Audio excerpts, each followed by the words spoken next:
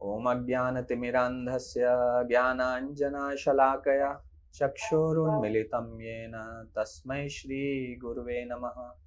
श्रीचैतन्यमनोभीष्टं स्थापितं येन भूतले स्वयं रूप कदा मह्यं ददाति स्वपदान्तिकं। वन्देऽहं श्रीगुरुं श्रीयुतापदकमलं श्रीगुरून् वैष्णवांश्च।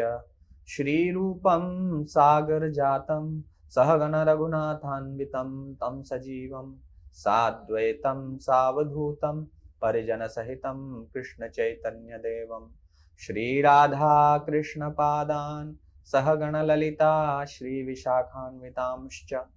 नमः ओं विष्णुपादाय कृष्णपृष्ठाय भूतले श्रीमते भक्तिवेदान्त स्वामिन्निति नामिने। नमस्ते सारस्वती देवे गौरवाणी प्रचारिणे निर्विशेष शून्यवादी पाश्चात्य देशतारिणे। नमो महावदन्याय कृष्ण प्रेम प्रदायते कृष्णाय कृष्ण चैतन्य नामने गौरत्वसे नमः। हे कृष्णा करुणा सिंधु दीनबंधु जगत्पते गोपेशा गोपिका कांता राधा कांता नमोस्तुते। तप्त कांचन गौरांगी श्री राधे वृंदावनेश्वरी वृषभानुसुते देवी प्रणमामि हरिप्रिये। वाञ्छाकल्पतरुभ्यश्च कृपा सिन्धुभ्यैव च पतितानां पावनेभ्यो वैष्णवेभ्यो नमो नमः। जय श्री कृष्ण चैतन्य प्रभु नित्यानंद श्री अद्वैत गदाधर श्रीवासादि गौरभक्तवृंद। हरे कृष्णा कृष्णा कृष्णा हरे हरे, हरे राम राम राम हरे हरे।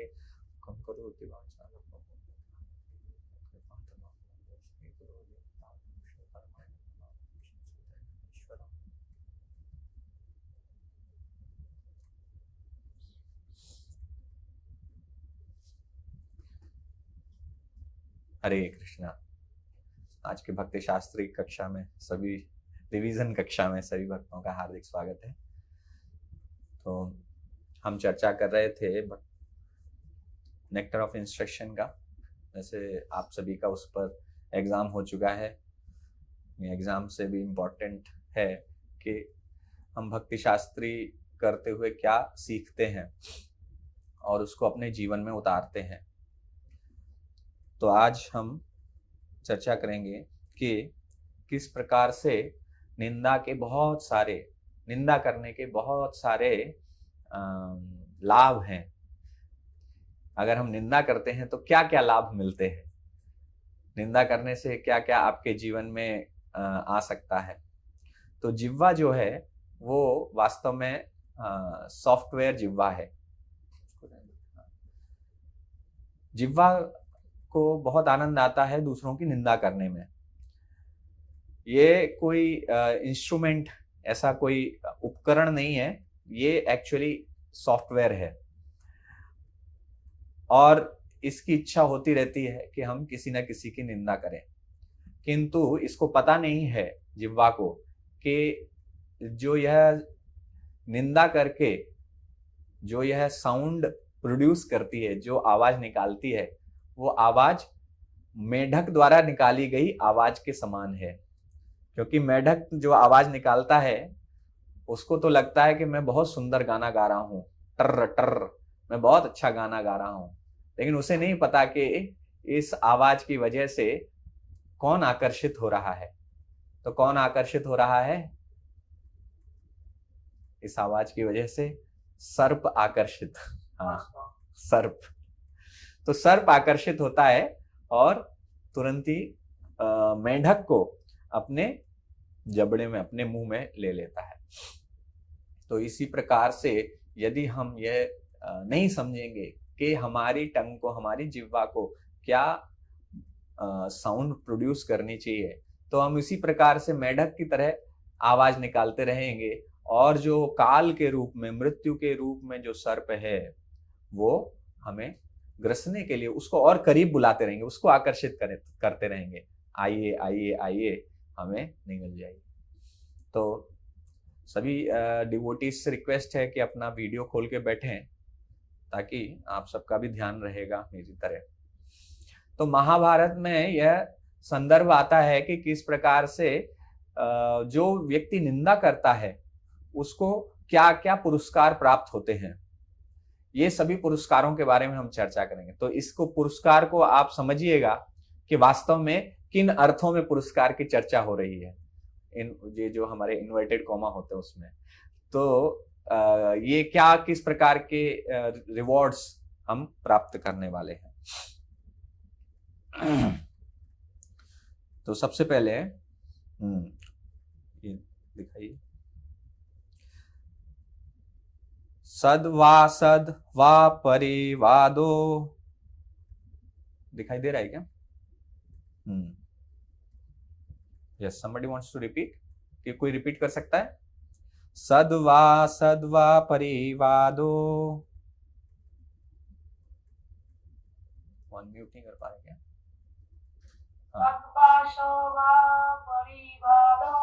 ब्राह्मणस्य न शास्यते नरक प्रतिष्ठास्ते वै स्युर्।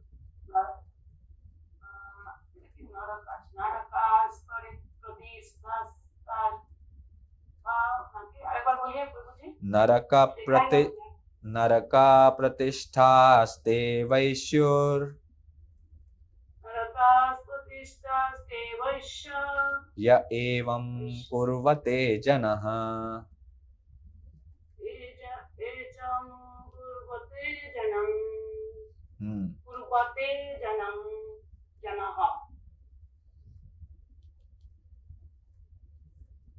चल क्यों नहीं ना, पेन नहीं काम कर रहा, पेन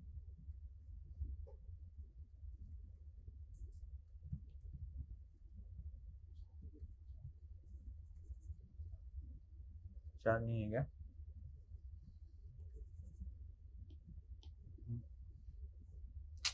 ओके,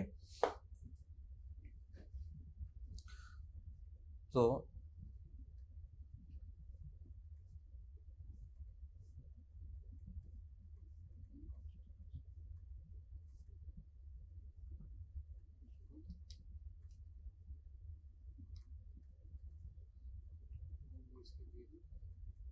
कनेक्टेड नहीं,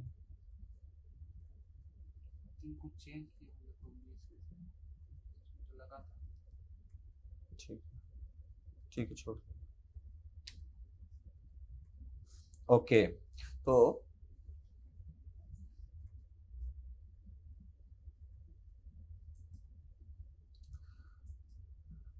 ट्रू और फॉल्स, सत्य या असत्य, speaking ill of others is not proper for a ब्राह्मणा।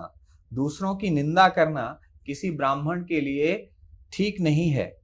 People who do this have hell for their abode. तो पहला लाभ क्या प्राप्त होगा कि जैसे ही आप किसी की निंदा करेंगे, स्पीकिंग इल ऑफ अदर्स, यहां ये भी नहीं लिखा है कि वैष्णवों की निंदा करना या भक्तों की निंदा करना। जैसे ही आप किसी की भी निंदा करेंगे एक ब्राह्मण के लिए, क्योंकि वैष्णव तो वैसे ब्राह्मण से भी ऊपर होते हैं, तो जो दूसरों की निंदा करते हैं उनके लिए जो उनका अबोर्ड होगा, मतलब जो धाम होगा, वो क्या होगा? नरक होगा। They are already living, that is they are already living in hell. इसका मतलब ये है कि वे अभी भी नरक में ही रह रहे हैं, क्योंकि जो दूसरे की निंदा कर रहा है वो वास्तव में पहले से ही नरक में रह रहा है, क्योंकि उसका तो जीवन निंदा करने में ही जा रहा है। उसको लग रहा है कि मुझे बहुत आनंद मिल रहा है, तो वास्तव में वो कष्ट ही अनुभव कर रहा है। क्योंकि जब कोई किसी की निंदा करता है, इसका अर्थ ये है कि वह ईर्ष्या से जल रहा है। आप निंदा करते किसी की, मतलब ईर्ष्या की से जल रहे हैं, इसलिए आप क्योंकि जल रहे हैं इसलिए कष्ट उठा रहे हैं।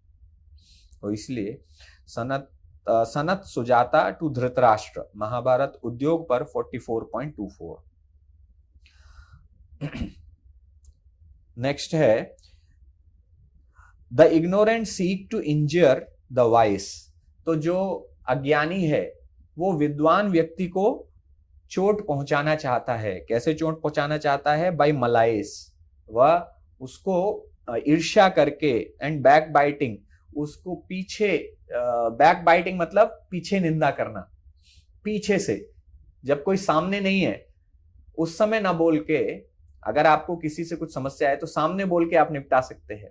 वो एक प्रॉपर लड़ाई होती है, एक प्रॉपर युद्ध होता है जिसमें आप सामने से किसी से बात करते हैं। लेकिन बैक बाइटिंग करने वाले सबसे खतरनाक होते हैं, जो पीछे किसी की निंदा करते हैं। By doing so the critic takes upon himself the load of the wise man sins. तो जो इस प्रकार से करता है वह विद्वान व्यक्ति के जो पाप हैं उनका फल अपने ऊपर ले लेता है। यानी आप जब किसी की पीठ पीछे निंदा करना, तो जब किसी की पीठ के पीछे निंदा करते हैं तो इसका मतलब है कि हम उनके पापों का फल, जिनकी आप निंदा कर रहे हैं उनके पापों का फल अपने सिर पर ले रहे हैं। Which he the wise man casts off by forgiving the ignorant। ये वो परिणाम है, क्योंकि जो अपने शत्रु को या अपने निंदक को क्षमा कर देता है, अगर आपकी कोई निंदा कर रहा है फिर भी आप उसको क्षमा कर देते हैं, तो आपके जितने पाप थे, आपने जो भी पाप किए थे, वे सभी पापों के फल उसके सिर पर चले जाएंगे जो आपकी निंदा कर रहा है, यदि आपने क्षमा कर दिया। तो जो क्षमा करता है उसके सारे पापों के फल समाप्त हो जाते हैं। जो निंदा करता है उसके ऊपर जिसने क्षमा किए उसके पापों के फल आ जाते हैं। तो कहां जाते, जो जिसने क्षमा किए उसके पापों के फल तो कहीं ना कहीं तो जाएंगे। तो कहां जाते हैं? निंदा करने वाले व्यक्ति के ऊपर ही चले जाते हैं। तो विदुर कह रहे हैं धृतराष्ट्र से। तो अगर हमें समझना है कि कैसे किसी प्रकार से कैसे हम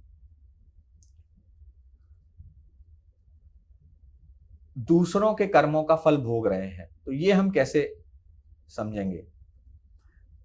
तो हमारे शास्त्रों में बताए गए हैं कि अच्छे कर्मों का फल क्या होता है?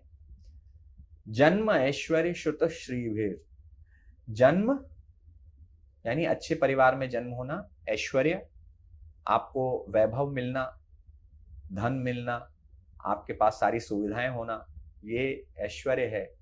और श्रुति, श्रुत मतलब ज्ञान होना, आपकी पढ़ाई लिखाई हुई है, आपको ज्ञान मिला है तो श्रुत आपको प्राप्त है। और श्री अर्थात आपको धन भी मिला हुआ है।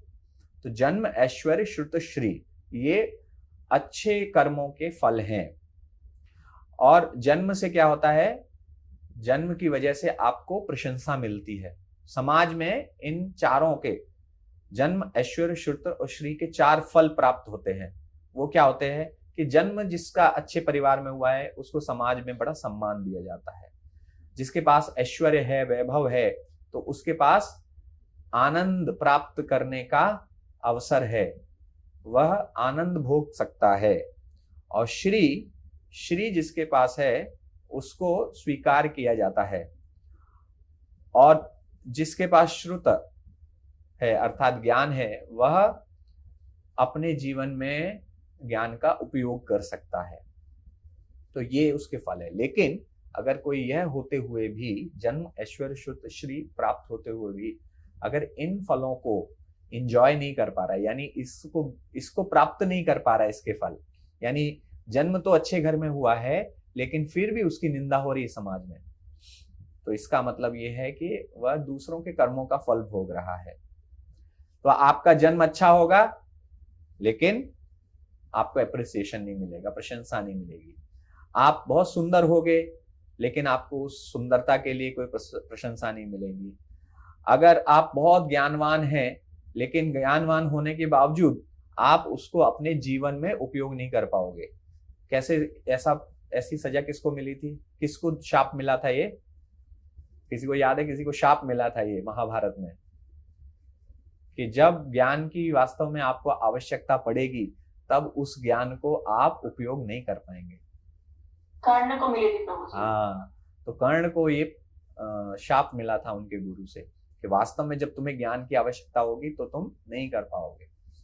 और कृष्ण और बलराम को उनके गुरु से आशीर्वाद मिला था कि सभी विद्याएं जो आपने यहाँ रहकर गुरुकुल में सीखी हैं वह आपको महत्व, जब सबसे ज्यादा इनकी आवश्यकता होगी तब वो आपको अपने आप याद आ जाएगा, सारे ज्ञान आपको याद आ जाएगा, आप उसको उपयोग कर पाओगे।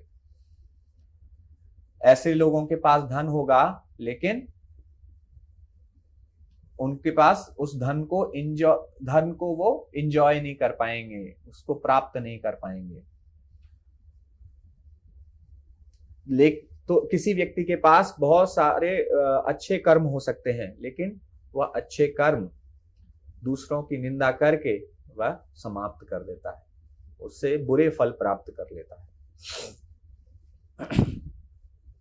नेक्स्ट श्लोक कहता है, और जो नेक्स्ट है, तो पहला हमने देखा, पहला था कि ऐसा व्यक्ति जो निंदा करता है वह कहाँ जाता है, वो हेल जाता है, नरक में जाता है। दूसरा है जो निंदा करता है उसके ऊपर दूसरों के, उन व्यक्तियों के जिनकी निंदा कर रहा है और जो क्षमा कर दे रहा है, ऐसे व्यक्ति के सारे सिन उसके ऊपर आ जाते हैं। तीसरा है कि जिस व्यक्ति की निंदा की जा रही है उसको कभी अपनी निंदा के लिए वापस निंदा नहीं करनी चाहिए, रिवेंज नहीं लेना है, बदला नहीं लेना है। अरे प्रभु जी क्या बता रहे हैं, ऐसे तो हम पूरे समाज में कुचल दिए जाएंगे, जो देखो हमारा तो ऊपर कोई भी पैर रख के निकल जाएगा, हमारी निंदा कर देगा समाज में और हम कुछ बोलेंगे भी नहीं। शास्त्र कहते हैं कि जो व्यक्ति यह कर पाता है कि वह यद्यपि उसकी निंदा की जा रही हो किंतु फिर भी वह रिटेलिएट नहीं करता है, यानी उस व्यक्ति की निंदा नहीं करता जो उसकी निंदा कर रहा है, तो जो कष्ट उसको मिल रहा है निंदा सुन सुन के, the pain will itself consume the critic. तो जो व्यक्ति निंदा सुनने के बावजूद कुछ नहीं कर रहा है, कुछ नहीं कह रहा है, आप सोचिए आप किसी को गाली देते जा रहे, लेकिन फिर भी वो कुछ नहीं बोल रहा है, तो उस व्यक्ति को और क्रोध आता है, मैं तो इतनी देर से गाली दे रहा हूं और फिर भी इसको कोई फर्क नहीं पड़ रहा है, तो और क्रोध आता है, तो वह और ज्यादा जलता है। तो कष्ट वास्तव में किसको हो रहा है, कष्ट उसको हो रहा है जो निंदा कर रहा है। तो जो निंदा सुन रहा है यदि वो रिटेलिएट नहीं करता है तो जो निंदा कर रहा है उसको और कष्ट मिलता है, और उससे क्या होगा, वो ऐसे निंदक को पूरा निगल जाएगा और उसके सारे शुभ कर्मों के फल, जो भी उसने शुभ कर्म कभी किए हैं वो सभी रुक जाएंगे, सभी बंद हो जाएंगे, फल आना बंद हो जाएंगे, उसको अपने शुभ कर्मों के, उसके पुण्य कर्मों के फल मिलना ही बंद हो जाएंगे। और ये फल किसको मिलेंगे ये उसको मिलेंगे जो निंदा सुने, जो अपनी निंदा सुन रहा है। तो अगर आपकी कोई निंदा करता है, आप अपनी निंदा सुन के थैंक यू वेरी मच कहिए, तो आपको उसके कर्मों के फल भी मिल जाएंगे, अच्छे कर्मों के फल। ये क्या है, conversation between Dattatreya and Sadhyas, Mahabharata Udyoga पर 36.5। तो महाभारत के शांति पर्व से और एडिशनल एडवाइस है जिसमें युधिष्ठिर महाराज कह रहे हैं, युधिष्ठिर महाराज ने पूछा, एक विद्वान व्यक्ति को क्या करना चाहिए जो कि अपने स्वभाव से विनम्र है, जेंटल बाय नेचर। तो यदि उसको समाज में अपमानित किया जाता है, उसके प्रति कठोर शब्द बोले जाते हैं किसी मूर्ख के द्वारा, तो ऐसे हम्बल विनम्र व्यक्ति को क्या करना चाहिए।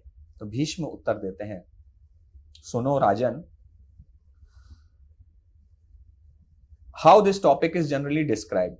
तो किस प्रकार से शास्त्रों में इसकी चर्चा की गई है मैं बताता हूं।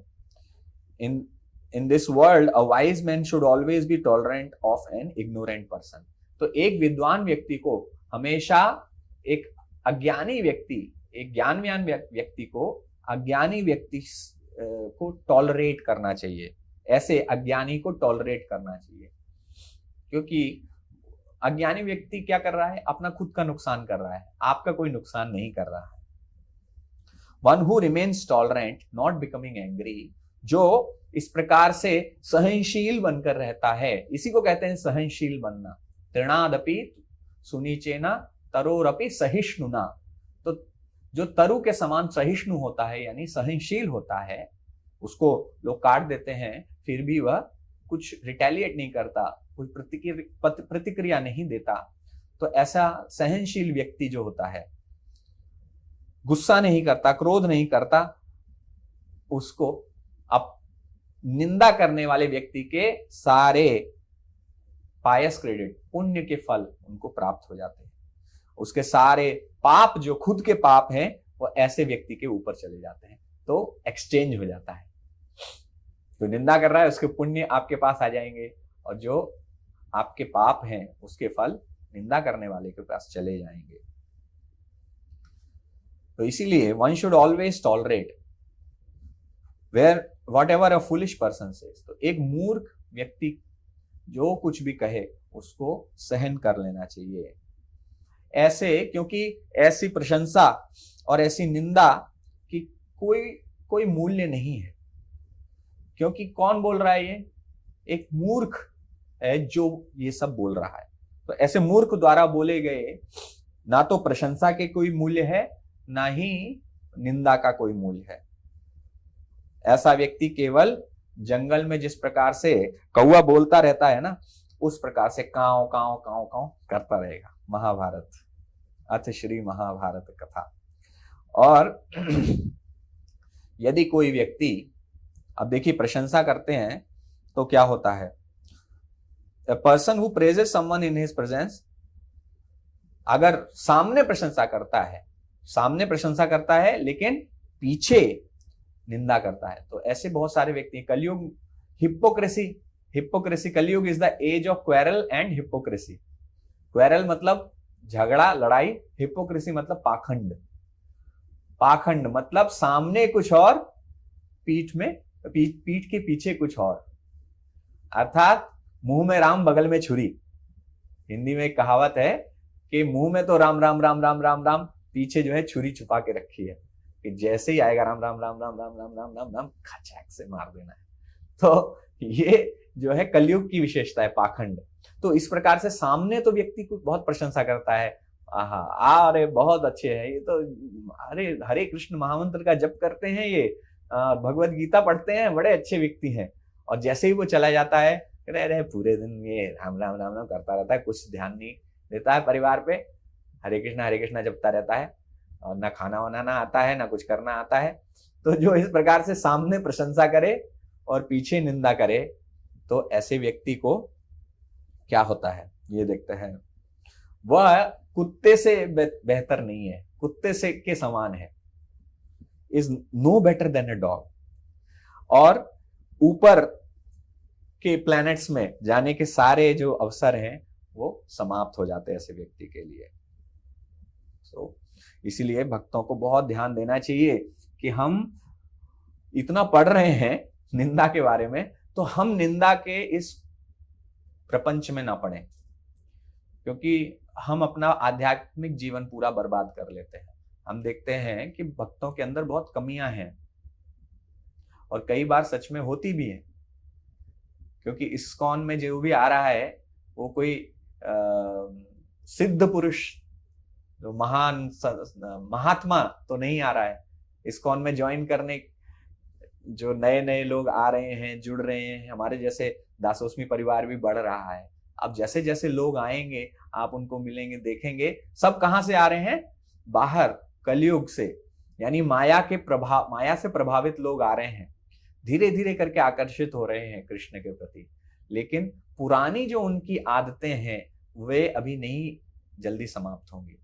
तो ऐसे व्यक्ति जो आपके पास आएंगे तो आपको उनमें कमियां दिखाई देंगे, हो सकता है। तो कमियां तो सबके अंदर हो सकती है, हम इतने साल से हैं फिर भी हमारे अंदर बहुत सारी कमियां हैं। तो यद्यपि कमियां दिखाई भी दें, फिर भी हमें निंदा नहीं करनी चाहिए, हमें सहन करना चाहिए, क्योंकि सहनशील व्यक्ति को बहुत बेनिफिट बताए गए हैं, और निंदा करने वाले व्यक्ति को कितने नुकसान है वो अभी हमने महाभारत के प्रसंग से पढ़े हैं। तो इसलिए सभी को ध्यान रखना है कि कुछ भी हो जाए हमारे परिवार का माहौल खराब नहीं होना चाहिए। वो क्या माहौल है कि वातावरण, माहौल मतलब वातावरण, परिवार का वातावरण क्या है, कोई एक दूसरे की निंदा ना करे। अगर आपको लगता है कि किसी में कुछ सुधार की आवश्यकता है तो सुधार करने के लिए एक प्रॉपर चैनल के थ्रू सुधार करना है। उस व्यक्ति को जो ऑथराइज्ड है, जिसको या तो पद की वजह से जिसको शक्ति मिली है कि वह किसी की गलती बता सकता है, या गुरु, तो केवल गुरु कर सकते हैं। तो हम किस रास्ते से, अगर आप वास्तव में किसी के हितैषी हैं, आपको दिखाई देता है कि किसी में बहुत कमियां हैं, तो हमें सही मार्ग चुनना चाहिए। हमें गुरु से जाकर कहना चाहिए, उनके गुरु से कहना चाहिए कि मैंने ऐसे ऐसे देखा कि प्रभु जी ऐसा कर रहे थे और मुझे ठीक नहीं लगा। अगर आप वास्तव में हितैषी हैं तो आप इस प्रकार से करेंगे। अगर आप हितैषी नहीं हैं, अगर आप केवल ईर्ष्यालु हो रहे हैं, तो आप क्या करेंगे, बाकी भक्तों को फोन करके निंदा करेंगे, किसी के पीठ पीछे निंदा करेंगे, किसी के साथ बैठ के निंदा करेंगे। तो वो वास्तव में समझ में आता है कि ये ईर्ष्या के कारण हो रहा है। और ऐसे अगर हमारे समाज में सभी भक्त विनम्र हैं और वास्तव में सर्वेंट ऑफ द सर्वेंट, दासानुदास, अगर इस मनोविज्ञान के साथ आगे बढ़ रहे हैं तो ऐसे व्यक्ति को वो लोग साइड कर देंगे, वो खुद ही नहीं जाएंगे ऐसे व्यक्ति के पास, क्योंकि उनको पता है कि व्यक्ति जैसे ही जाओ किसी न किसी की निंदा शुरू कर देता है। तो हमें निंदा से बचना है, पूरी तरह बचना है, हमें निंदा नहीं करनी है, और ना केवल भक्तों की, किसी की भी निंदा नहीं करनी है। जहां तक हो सके, जहां तक संभव है, किसी की भी निंदा नहीं करनी चाहिए। अगर आप उनको सुधार सकते हैं, यानी आप उनके गुरु हैं, तो आप उनको बता सकते हैं। अगर आपको किसी में कुछ सुधार करवाना है तो आप उनके गुरु को बता सकते हैं। These are the right channel, ये सही चैनल है, यहां से करना है अगर आपको कुछ वास्तव में करना उनके लिए। तो सभी भक्तों को बहुत ध्यान देना चाहिए। यहाँ पर रूप गोस्वामी क्यों बोल रहे हैं, अगेन एंड अगेन हम क्यों इस पर चर्चा कर रहे हैं कि हमें निंदा नहीं करना, क्योंकि ये भक्ति जीवन का सबसे बड़ा शत्रु है। वैष्णव अपराध, मत्ता हाथी अपराध है ये। पागल हाथी जैसे बाग में घुस जाता है, उपवन को पूरा तहस नहस कर देता है, इसी प्रकार से ये निंदा करने की प्रवृत्ति हमारी भक्ति को पूरे तरह तहस नहस कर देगी, नष्ट भ्रष्ट कर देगी। ठीक है।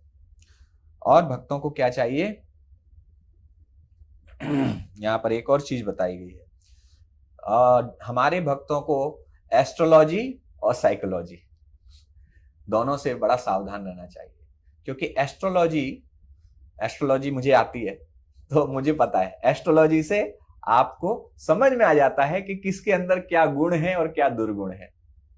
तो इसीलिए एस्ट्रोलॉजी बहुत खतरनाक है।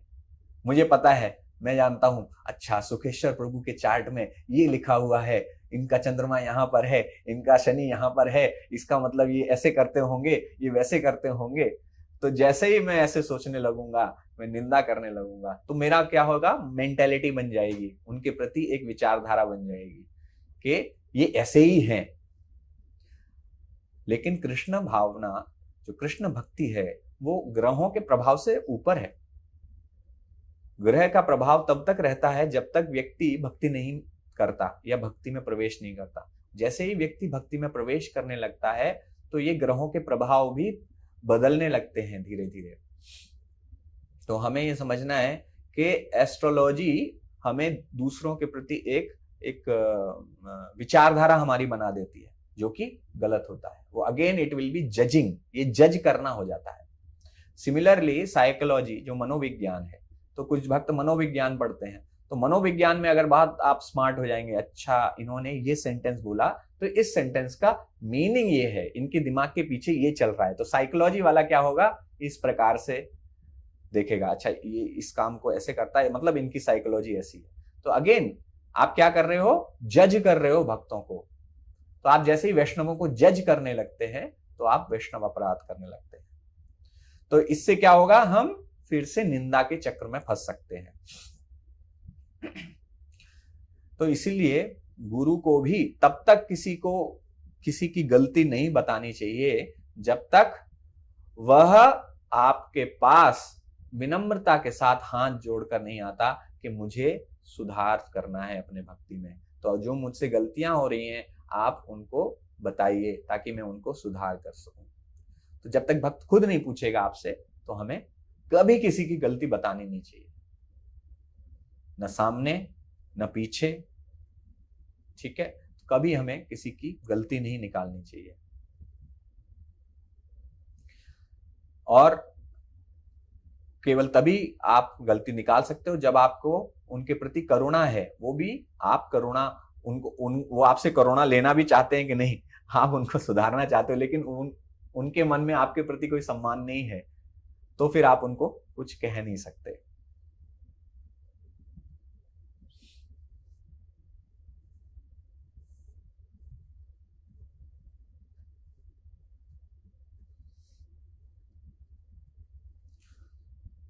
तो हम अगले श्लोक पर चलते हैं।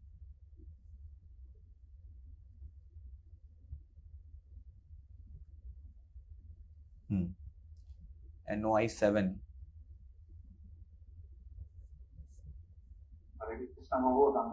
हरे कृष्णा प्रभु, धन्यवाद, बोलिए। तो किसी के पास कोई फॉल्ट है, क्लास उसके पास क्वालिटी भी है, तो उसको क्या कहा जाए? किसी के पास फॉल्ट है, कोई फॉल्ट है, क्लास उसके पास बहुत क्वालिटी भी है, तो उसको क्या विचार करेंगे?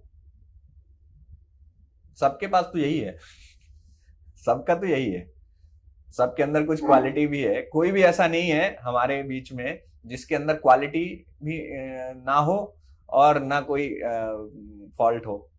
कोई ऐसा नहीं, या क्वालिटी भी होती है, फॉल्ट भी होती है, दोनों चीजें होती हैं हमेशा सब में। तो आप अगर किसी को भी देखेंगे आपको पॉजिटिव भी दिखाई देंगे, आपको निगेटिव भी दिखाई देंगे। तो हमें क्या करना है, पॉजिटिव को हमें बढ़ाना है, हमें उसका प्रचार करना है। उनके जब आपसे कहा जाता है, कभी कभी क्या होता है, हम भक्तों को बोलते हैं आज प्रभु जी का जन्मदिन है, प्रभु जी की प्रशंसा करेंगे, तो सब लोग प्रशंसा करने बैठते हैं। और प्रशंसा करने में कभी ध्यान नहीं रहता कि वास्तव में वो प्रशंसा करते करते निंदा करने लगते हैं, मजाक उड़ाने लगते हैं। निंदा डायरेक्टली निंदा नहीं, बट उनके किसी स्वभाव का, किसी आदत का मजाक उड़ाने लगते हैं, तो वो भक्त को अच्छा नहीं लगता। तो आपको यह पता होना चाहिए कि प्रशंसा भी कैसे करनी है, प्रशंसा में भी कहीं निंदा ना हो जाए। Sometimes by mistake in appreciation हम उनको क्या करने लगते हैं, निंदा करने लगते हैं इनडायरेक्टली। तो वो दिखने में लग रहा है कि एप्रिसिएशन है, बट वास्तव में वो निंदा है।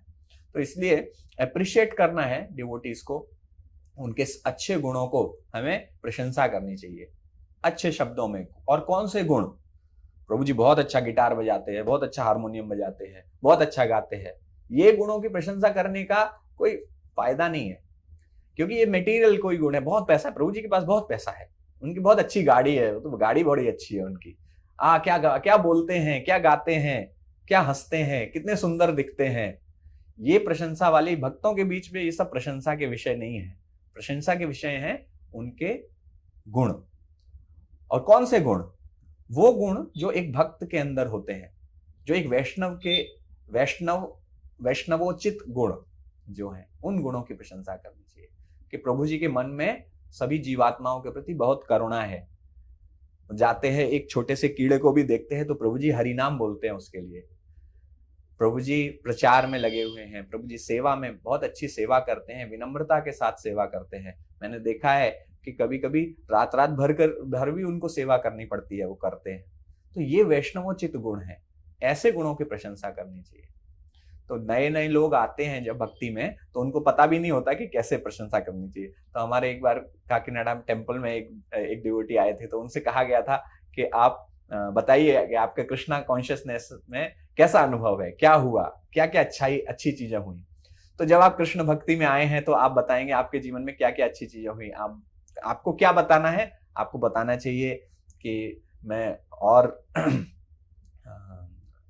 भक्ति की वजह से मैं और अच्छा पति बना, भक्ति की वजह से मैं और अच्छे गृहिणी के रूप में सेवा कर पा रही हूं, क्योंकि भक्ति ने मुझे बताया है कि मुझे अपने कर्तव्य बहुत अच्छे से करने हैं।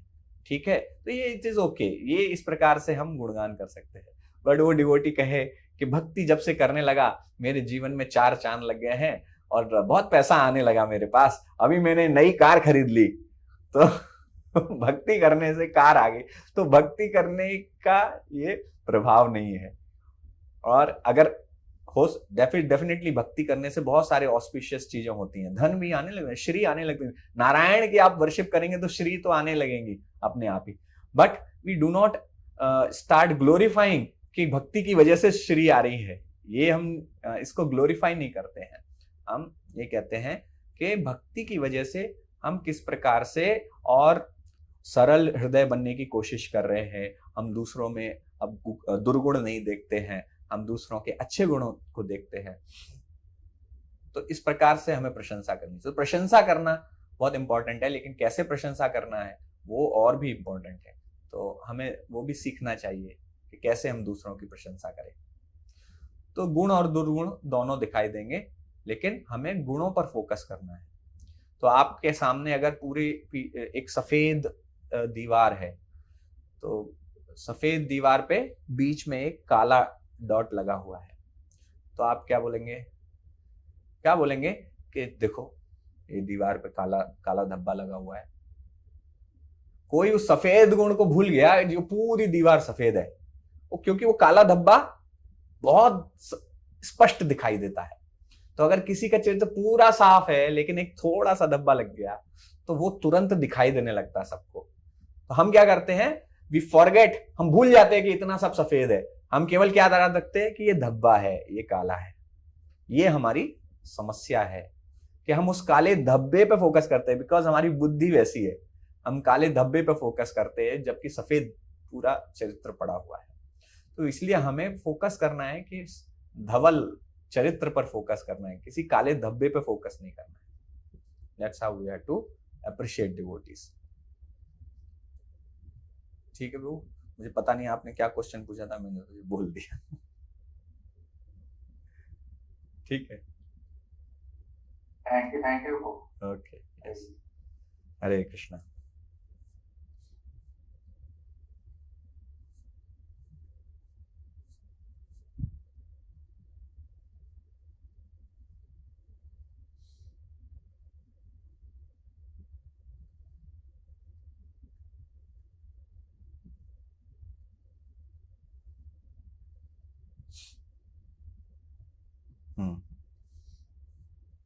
NY का 7 नंबर श्लोक, एक से, हाँ ये दिखा।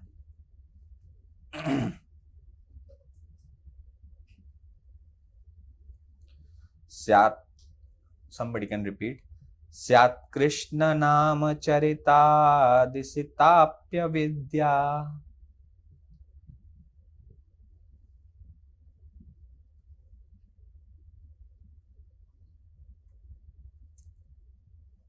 कोशिश करेगा कोई?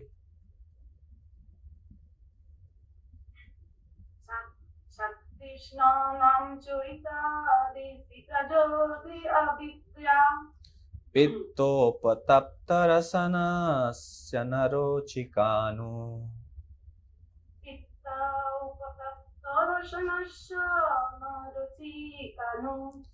किन्त्वादरान् अनुदिनं खलु सैव जुष्टा।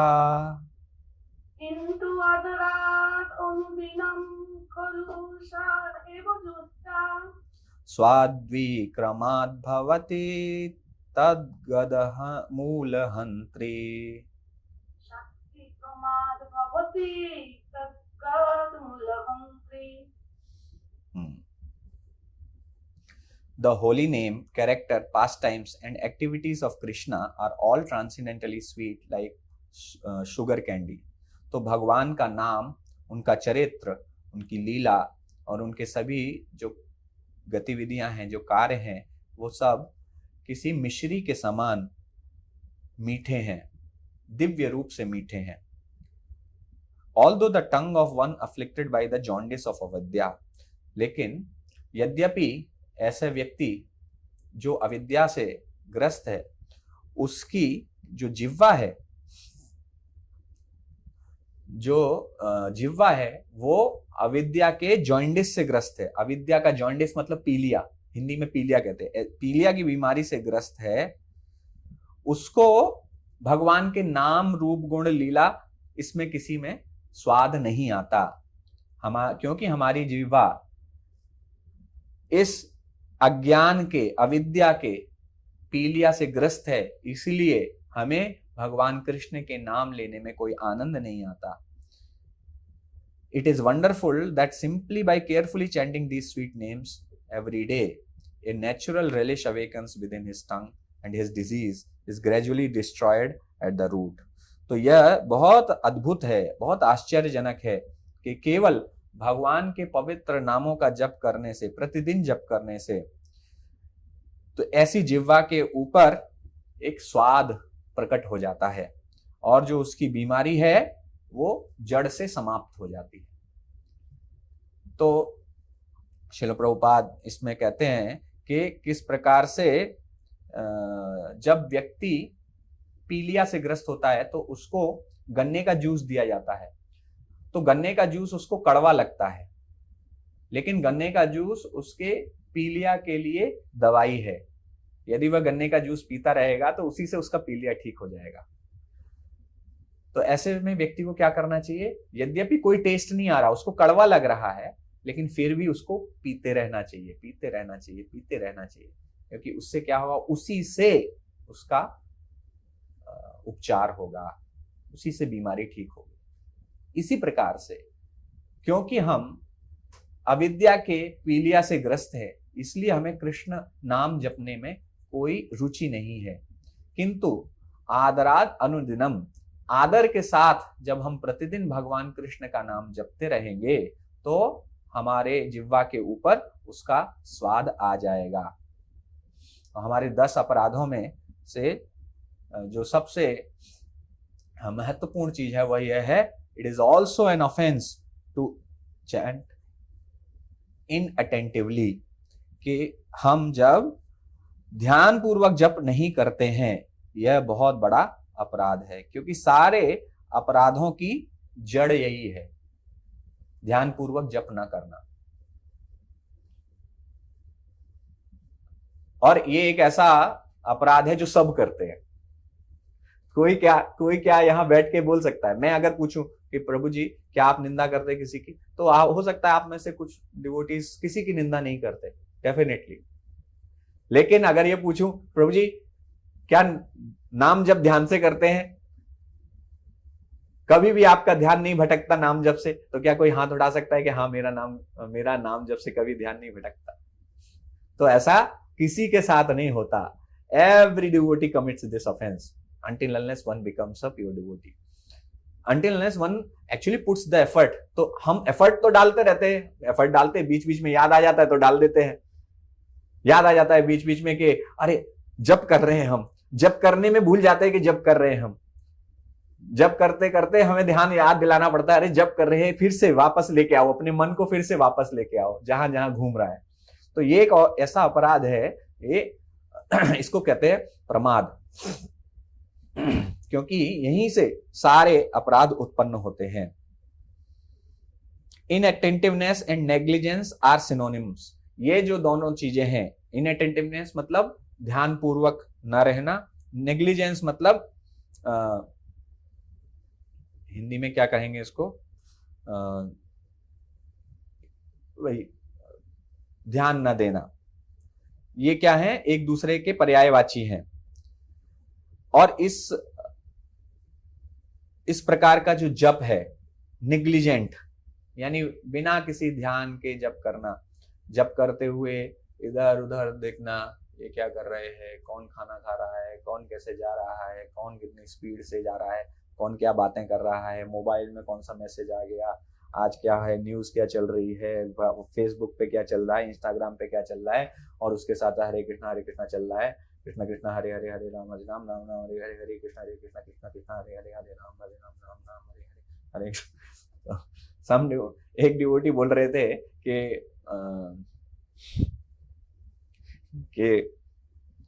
बहुत सारे भक्त, नाम जप करने का एक फायदा ये हुआ कि बहुत सारे भक्त राइट हैंडर से लेफ्ट हैंडर बन गए।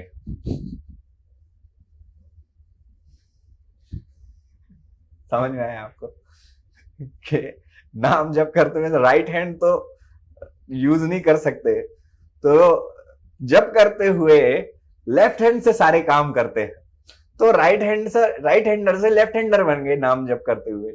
तो वी हैव टू अंडरस्टैंड कि हम कितना ध्यान पूर्वक नाम जप करते हैं।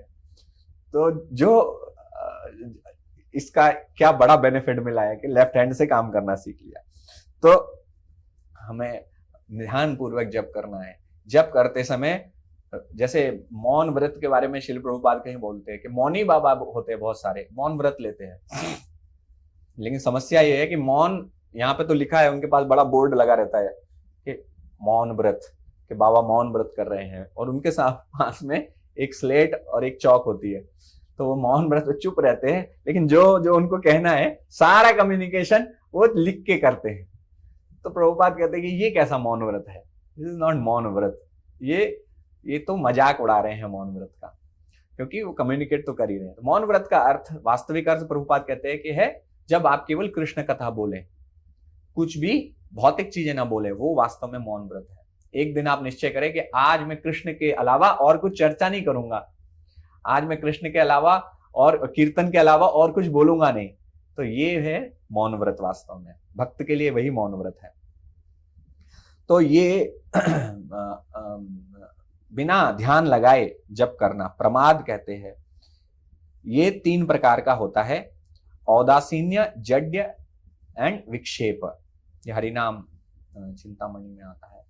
ये जो अज्ञान है उसके कारण व्यक्ति के मन में धन प्राप्त करने की इच्छा उत्पन्न होती है, और पर ये क्या कहते हैं, अपोजिट सेक्स के प्रति आकर्षण उत्पन्न होता है, स्त्री या पुरुष के प्रति आकर्षण उत्पन्न होता है, पद प्राप्ति करने की इच्छा उनके अंदर उत्पन्न होती है। तो क्या होता है कि इस प्रकार से व्यक्ति पतन में चला जाता है। विक्षेप इज मोस्ट डेंजरस। भक्ति मनोज ठाकुर एक्सप्लेन करते हैं कि ये इस प्रकार का अविद्या उत्पन्न करता है जिससे बहुत सारे अपराध होते हैं भगवान के नाम के प्रति, जिनको कभी हम पार नहीं पा सकते। इसकी वजह से धन, opposite sex, position, success and even cheating, और लोगों को धोखा देने की भी उसके अंदर इच्छा उत्पन्न हो जाती है। ये जब आकर्षण हृदय में उत्पन्न हो जाते हैं तो ऐसा अपराधी भगवान के नामों के प्रति उसकी रुचि समाप्त हो जाती है। हरिनाम चिंतामणि में यह आता है। भक्ति सिद्धांत सरस्वती ठाकुर कहते हैं कि कोई if one hears and chants without trying to give up offenses, one becomes materially attached to sense gratification।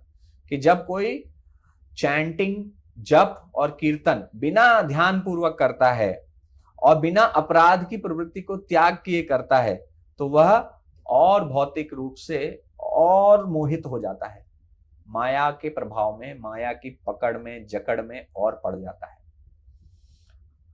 आपके मन में भौतिक अच्छाएं बहुत ज्यादा उत्पन्न होने लगे तो समझ लीजिए कि आप ध्यान पूर्वक जप नहीं कर रहे हैं।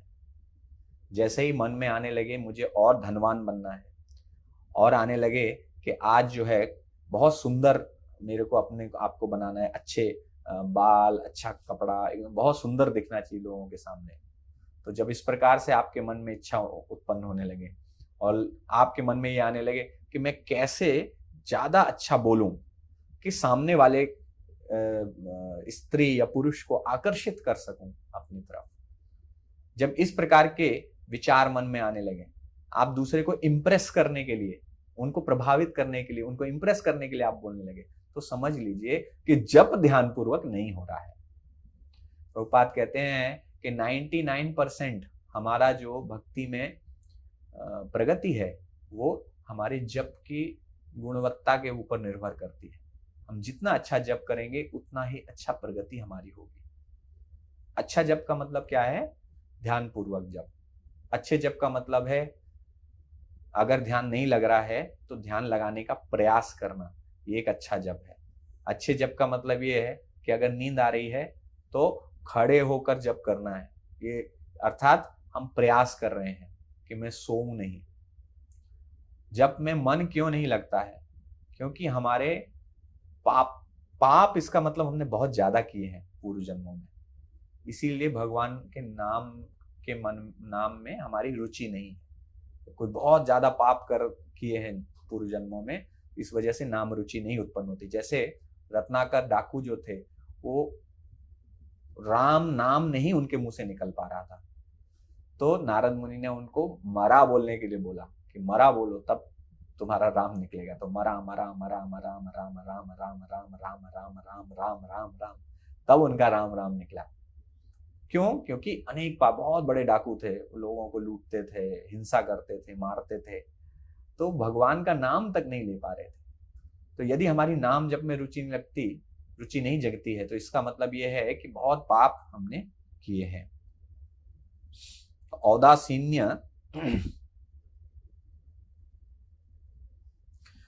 औदासीन्य का अर्थ है apathy, indifference, no fixed resolve in bhajan. यानी कोई फर्क नहीं पड़ रहा है, मेरा ध्यान नहीं लग रहा है जप में, फिर भी मैं बहुत आराम से बैठा हूं, मुझे अर्जेंसी फील नहीं हो रही, मुझे ये लग ही नहीं रहा कि मुझे अपने नाम जप में सुधार करना है। यह है औदासीन्य। कोई फर्क नहीं पड़ रहा। प्रभु जी सो रहे हैं, हरे ये स्थिति है, फिर भी कोई फर्क नहीं पड़ रहा। अरे नींद आ रही तो खड़े हो जाओ, थोड़ा पानी डालो मुंह पे, लेकिन जप में ध्यान लगाने की कोशिश करो। यह है औदासीन्य। इसका क्या उपाय है? कैसे इससे बचना है? Chant in association of saintly devotees. भक्तों के साथ, शुद्ध भक्तों के साथ, उन्नत भक्तों के साथ बैठ के जप करना और उनके भाव को अपने अंदर समाना। जो अनुशासन के साथ वो रहते हैं उस अनुशासन के साथ हमें रहना चाहिए। तुलसी महारानी के सामने बैठ के जप करना चाहिए,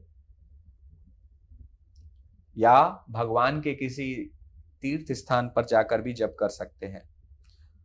प्रतिदिन हमें भगवान के नाम का गुणगान सुनना चाहिए।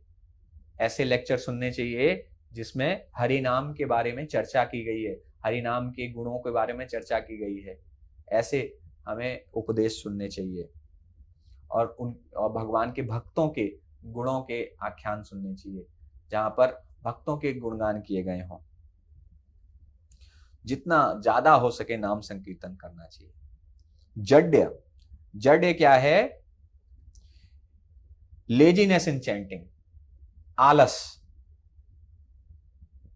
या बीच में उठ के कुछ काम करना और बीच में जाके सो जाना, ये है जड्य। यानी भक्ति आप जप तो कर रहे हैं लेकिन जप करने का मन बिल्कुल नहीं कर रहा है। हरे कृष्णा, और दिमाग में चल रहा है कि अभी ये काम बाकी है, अभी वो काम बाकी है, चलो अभी रख देते हैं, माला रख दी, चलो वो काम करके आते हैं। तो पहले वो काम कर लिया, सब कर लिया, उसके बाद फिर जब करने बैठे तो फिर कुछ आया कि नहीं अभी तो नींद आ रही है, रख दी माला, चलो थोड़ा रेस्ट कर लेते हैं, फिर माला करेंगे। तो ये है जड्य। इसके लिए, इससे बचने के लिए क्या करना चाहिए? ऐसे भक्तों के साथ रहना चाहिए जो यूजलेस टॉक, फालतू की बातें नहीं करते या फालतू के कार्य नहीं करते हैं। उनको बहुत ध्यानपूर्वक देखना चाहिए और उनके उदाहरण को हमें भी अनुपालन करना चाहिए। भगवान के भक्तों का गुणगान सुनना चाहिए, नाम का गुणगान सुनना चाहिए और नाम संकीर्तन करते रहना चाहिए जितना हो सके। विक्षेप, विक्षेप का मतलब है वापस आने की कोशिश ही ना करना। यदि आपका मन भटक गया तो उस मन भटके हुए मन को और भटकाते चले जाना। कभी कभी अब व्यक्ति को पता भी चल जाता है, मैं ये नहीं कह रहा हूं ये आपके साथ होता है, मेरे साथ होता है ये, वो मैं बता रहा हूं। कभी कभी पता भी चल जाता है कि मन भटक गया, फिर भी वो मन में जो जो कहानी आई है वो कहानी इतनी आकर्षक होती है कि व्यक्ति उसी कहानी के बारे में सोचता रहता है कि अच्छा हाँ ये फिर ये हुआ, फिर वो हुआ, फिर वो हुआ, अच्छा फिर ये हुआ, बड़ा अच्छा हुआ। और फिर व्यक्ति भविष्य काल की योजनाएं बनाता है, हाँ ये बहुत अच्छा जो मैंने कर लिया है, अब इससे बड़ा प्रॉफिट आ जाएगा, अब वो प्रॉफिट आ जाएगा तो मैं अपने मकान में लगा दूंगा, एक बढ़िया गाड़ी खरीद लूंगा, और गाड़ी खरीद लूंगा तो फिर उसमें एक बढ़िया सा एक वो लगवाऊंगा म्यूजिक सिस्टम, और म्यूजिक सिस्टम से बढ़िया जो है कीर्तन सुनूंगा। अरे कीर्तन तो मैं कर ही रहा हूँ लेकिन मैं ध्यान ही नहीं दे रहा जब पे, तो फिर जो है जब वापस आना चाहिए लेकिन वो वापस आने की कोशिश ही नहीं करता। तो ऐसे जो करता है वो विक्षेप कहलाता है। Distraction, misplaced attention of mind, mind कहीं और को ले जाना। तो इसके लिए क्या करना है, अपने प्रतिदिन हमें अपने जप को ध्यान से देखना चाहिए, चेक करना चाहिए, और अपने जप की जो गुणवत्ता है उसको बढ़ाना चाहिए। मंत्र को बहुत स्पष्टता के साथ बोलना है। कभी कभी कुछ भक्त मंत्र ऐसे बोलते हैं कि सब कुछ गड्ढ-बड्ढ हो, सब कुछ मिक्स हो जाता है, मिक्स्ड वेज बन जाता है।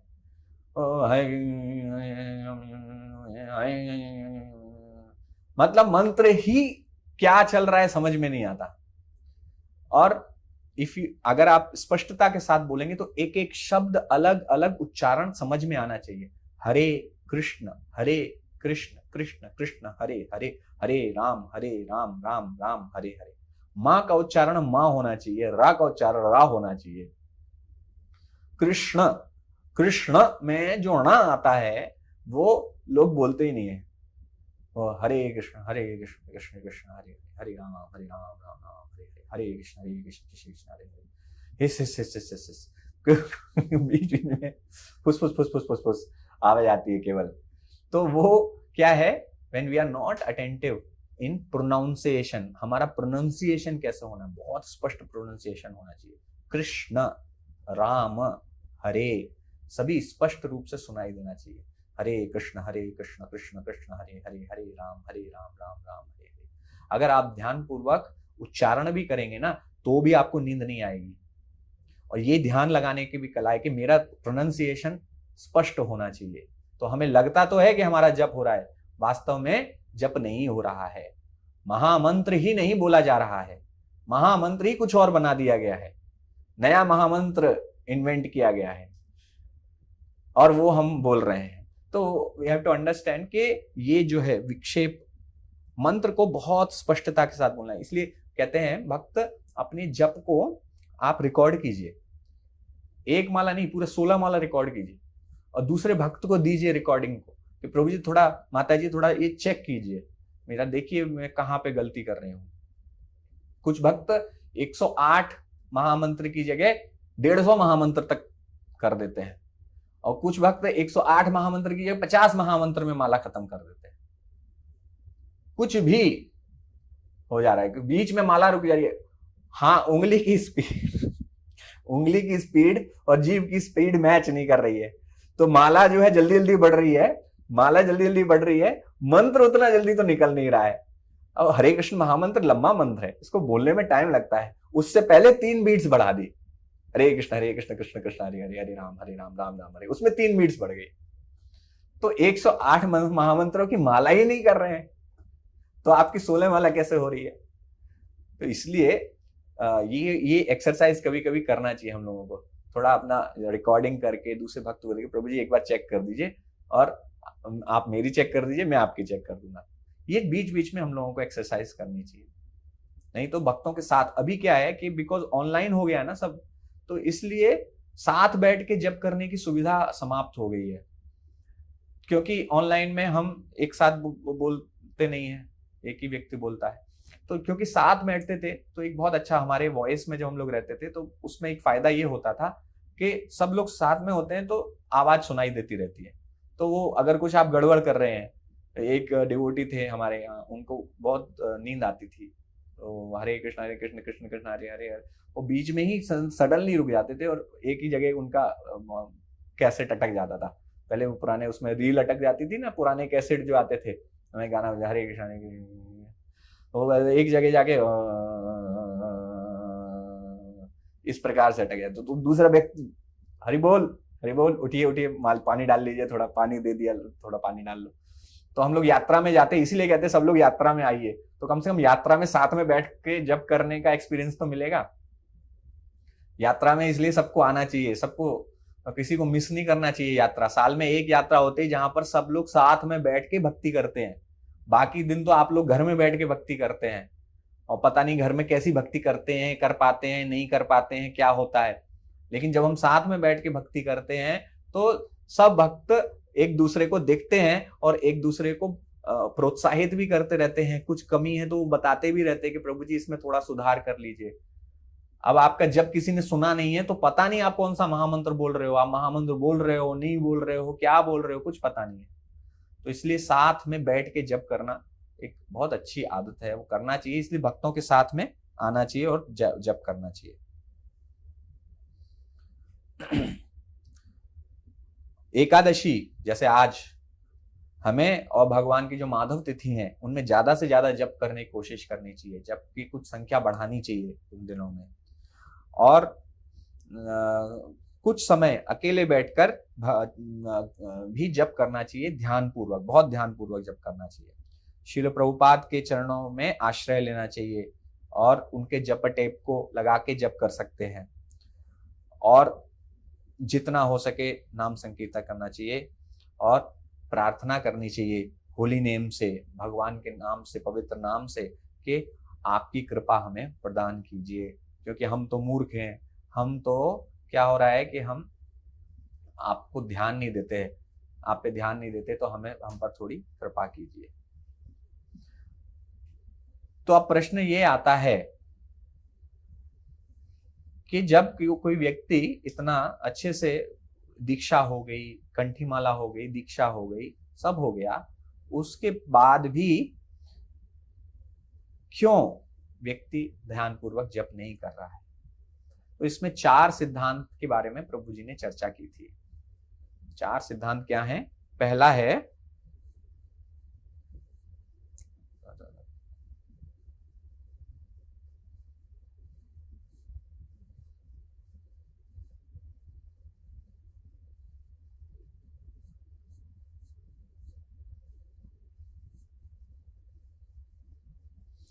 पहला है रिमेंबर द रियलिटी, तत्व विभ्रम नहीं होना है। हमें जो वास्तविकता है उसको याद रखना है। भक्ति विनोद ठाकुर कहते हैं कि जो मनुष्य जीवन है और हमारा आध्यात्मिक अभ्यास है, उनका क्या लक्ष्य है, उसको जो लक्ष्य है उसको ही हम भूल जाते हैं। जो आध्यात्मिक जीवन का लक्ष्य है, जो हमारे मनुष्य जीवन का लक्ष्य है, हम उसको भूल जाते हैं। इसी कारण से हम जप ध्यान पूर्वक नहीं करते हैं। सब व्यक्ति को अपने जीवन में भौतिक आवश्यकताएं बहुत अच्छी चाहिए। हमें, हमारे मन में अभी भी इच्छा है कि बहुत अच्छा भौतिक जीवन हो जाए, या हमारे मन में ये है कि भक्ति में बड़ा आनंद के साथ भक्ति हो, कोई दिक्कत ना आए भक्ति में, यानी सब जो उसके लिए जो भी आवश्यकताएं हैं सब पूरी हो जाएं।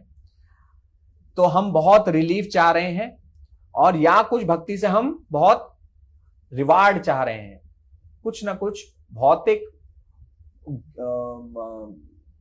रिवार्ड, मतलब पुरस्कार चाहिए, हमको पुरस्कार चाहिए। इस वजह से हम क्या करते हैं, मिसअंडरस्टैंडिंग हो जाती है हमारे बीच में, हम लोगों पर विश्वास खो देते हैं। तो goal of life is to go back to godhead, but we don't have faith in it. हमारे मन में यह श्रद्धा नहीं है कि यह गोल है। हम फिर अभी भी अपने जीवन में और भौतिक प्रगति करना चाहते हैं। तो गोल किसी प्रकार का रिवार्ड नहीं, लक्ष्य ये नहीं है कि मुझे कोई पुरस्कार मिल जाए। हमारा लक्ष्य ये है कि हमारे मन में फिर से कृष्ण भक्ति उदय हो जाए, फिर से कृष्ण के प्रति प्रेम उत्पन्न हो जाए। तो इसीलिए आप देखेंगे कि जो व्यक्ति बड़े पुण्यवान व्यक्ति होते हैं, जो बहुत अच्छे अच्छे कार्य करते हैं, ऐसे व्यक्तियों को भक्त बनाना बड़ा कठिन होता है। समझे? वो कहते हैं कि लोग जैसे मैं उदाहरण दे रहा था, लोग कहते हैं कि जब से भक्ति करने लगा हूं मेरे घर में बड़ी शांति हो गई है। अब पहले बड़ी लड़ाई होती थी, अब वो लड़ाइयां सारी बंद हो गई है। तो ये क्या है, हमने भक्ति को बहुत निम्न स्तर पर ला दिया। भक्ति का ये लक्ष्य नहीं है। भक्ति का लक्ष्य आपके घर की लड़ाइयां बंद करवाना नहीं है। भक्ति का लक्ष्य जो है वो है अपने कृष्ण के प्रति प्रेम उत्पन्न करना, आकर्षण उत्पन्न करना। कृष्ण कोई साधारण व्यक्ति नहीं है। तो हम क्या होते हैं, कभी कभी बहुत ज्यादा भावुक हो जाते हैं और इसकी वजह से हम सहजिया की तरह व्यवहार करने लगते हैं। हम भगवान को, जैसे कुछ लोग होते हैं कि हम गोपी बनना चाहते हैं, तो गोपी ड्रेस पहन के घूम रहे हैं क्योंकि अपने आप को गोपी दिखाना है। हम अपने आप भगवत धाम वापस नहीं जा सकते। हम इस प्रकार से किसी भी भक्ति के प्रोसेस को चीपली लेके हम भगवत धाम नहीं जा सकते। ये सहजिया लोग करते हैं। ये सब काम नहीं करता और ऐसे लोगों से हमें बड़ा सावधान रहना चाहिए। ऐसे लोगों से बिल्कुल दूर रहना चाहिए। वर्तमान समय में ऐसे बहुत सारे लोग हैं और ये भूल जाते हैं नंबर 3 कि कृष्ण और कृष्ण का नाम वो अभिन्न है।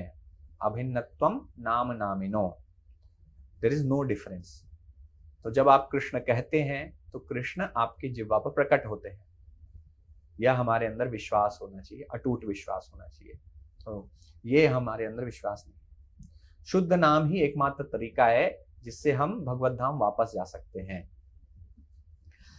Comparison versus complacency.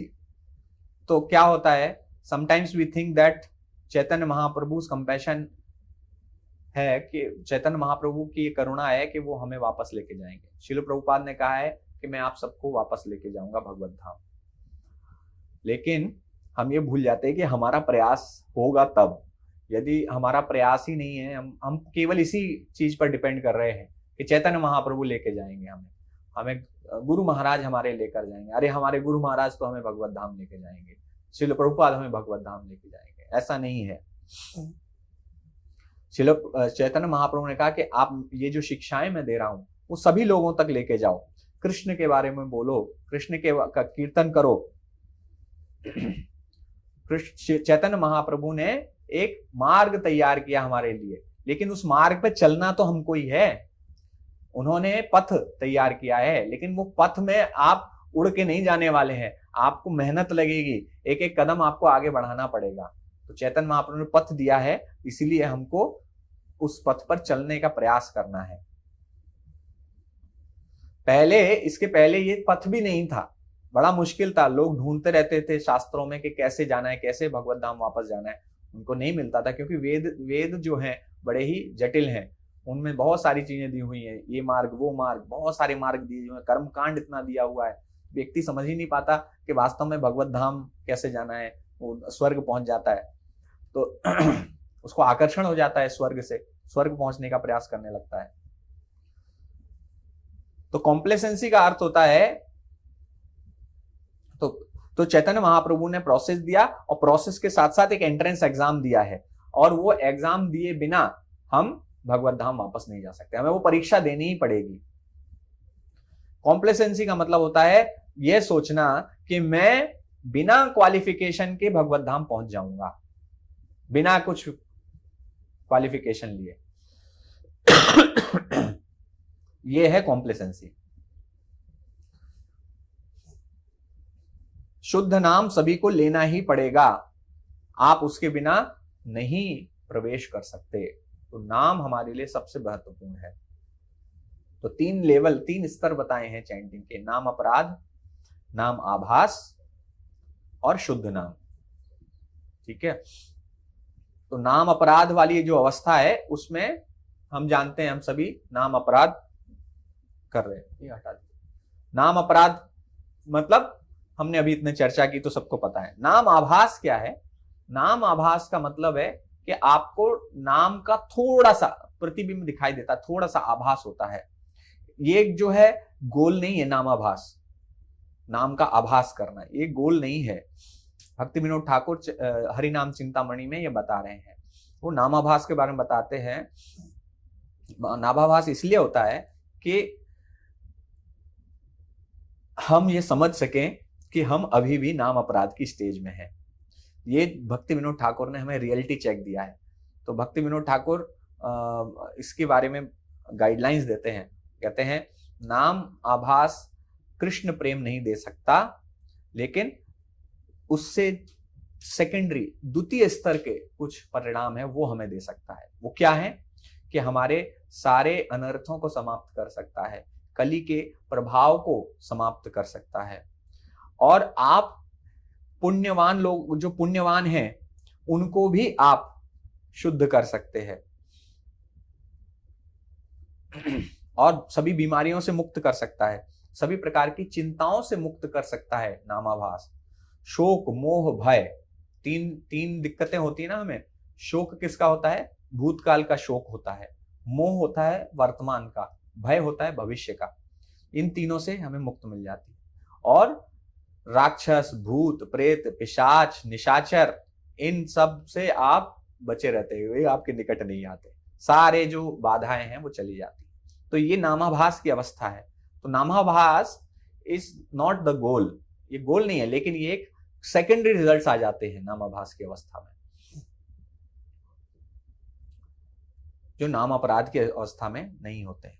और इसके ऊपर है शुद्ध नाम। शुद्ध नाम मतलब बिना किसी अन्य अभिलाषिता शून्यम, सारी प्रकार की अभिलाषिताओं से मुक्त है।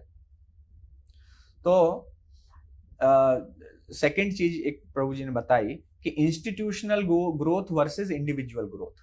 तो हम इंस्टीट्यूशन में भी हैं, हम इस्कॉन में हैं जैसे, और हमारी खुद की भी ग्रोथ। तो कभी कभी क्या होता है कि सेवा हमें मिली है, उस सेवा को हम अच्छे से कर पा रहे हैं और उसके रिजल्ट हमें मिल रहे हैं, तो हम उसको ही अपनी प्रगति मान लेते हैं। आपका बुक डिस्ट्रीब्यूशन स्कोर अच्छा है और आपके नाम से तालियां बज रही, हरि बोल बोला जा रहा है आपके नाम के लिए, और आप सोचने लगते हैं यानी मैं भक्ति में प्रगति कर रहा हूं। आपको टेंपल प्रेसिडेंट बना दिया गया और आप सोच रहे हैं कि मैं भक्ति में प्रगति कर रहा हूं। कभी कभी आप बहुत अच्छे गाते हैं और इसलिए सब लोग आपको बैठ के आपके कीर्तन में पार्टिसिपेट करते हैं, तो आप सोचने लगते हैं कि मैं बहुत अच्छी भक्ति कर रहा हूं। किसी को भी यह संशय या यह भूल किसी से भी हो सकती है। जो माला बना रहा है वो भी सोच सकता है कि मैं बहुत अच्छी माला बना रहा हूं, किसी ने प्रशंसा की, अरे आपकी माला बहुत अच्छी है, तो आपको लग सकता है भक्ति में प्रगति हो रही है।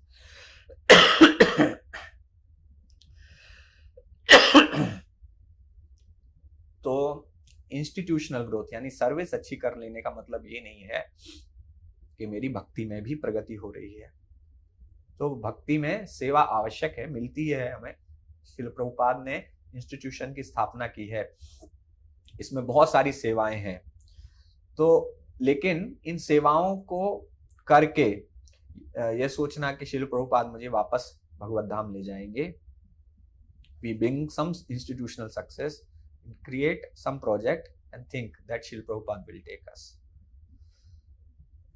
तो लोग इसके प्रति आकर्षित इसलिए होते हैं क्योंकि इसमें किसी प्रकार के शुद्धिकरण की आवश्यकता नहीं है। लेकिन शुद्ध नाम जपने के लिए शुद्धिकरण की आवश्यकता है। तो we have to focus on individual growth. वो क्या है? वो कितना ध्यानपूर्वक जप कर रहा हूं मैं, वो है सबसे ज्यादा इंपॉर्टेंट। क्या सेवा कर रहे हो वो इंपॉर्टेंट नहीं है।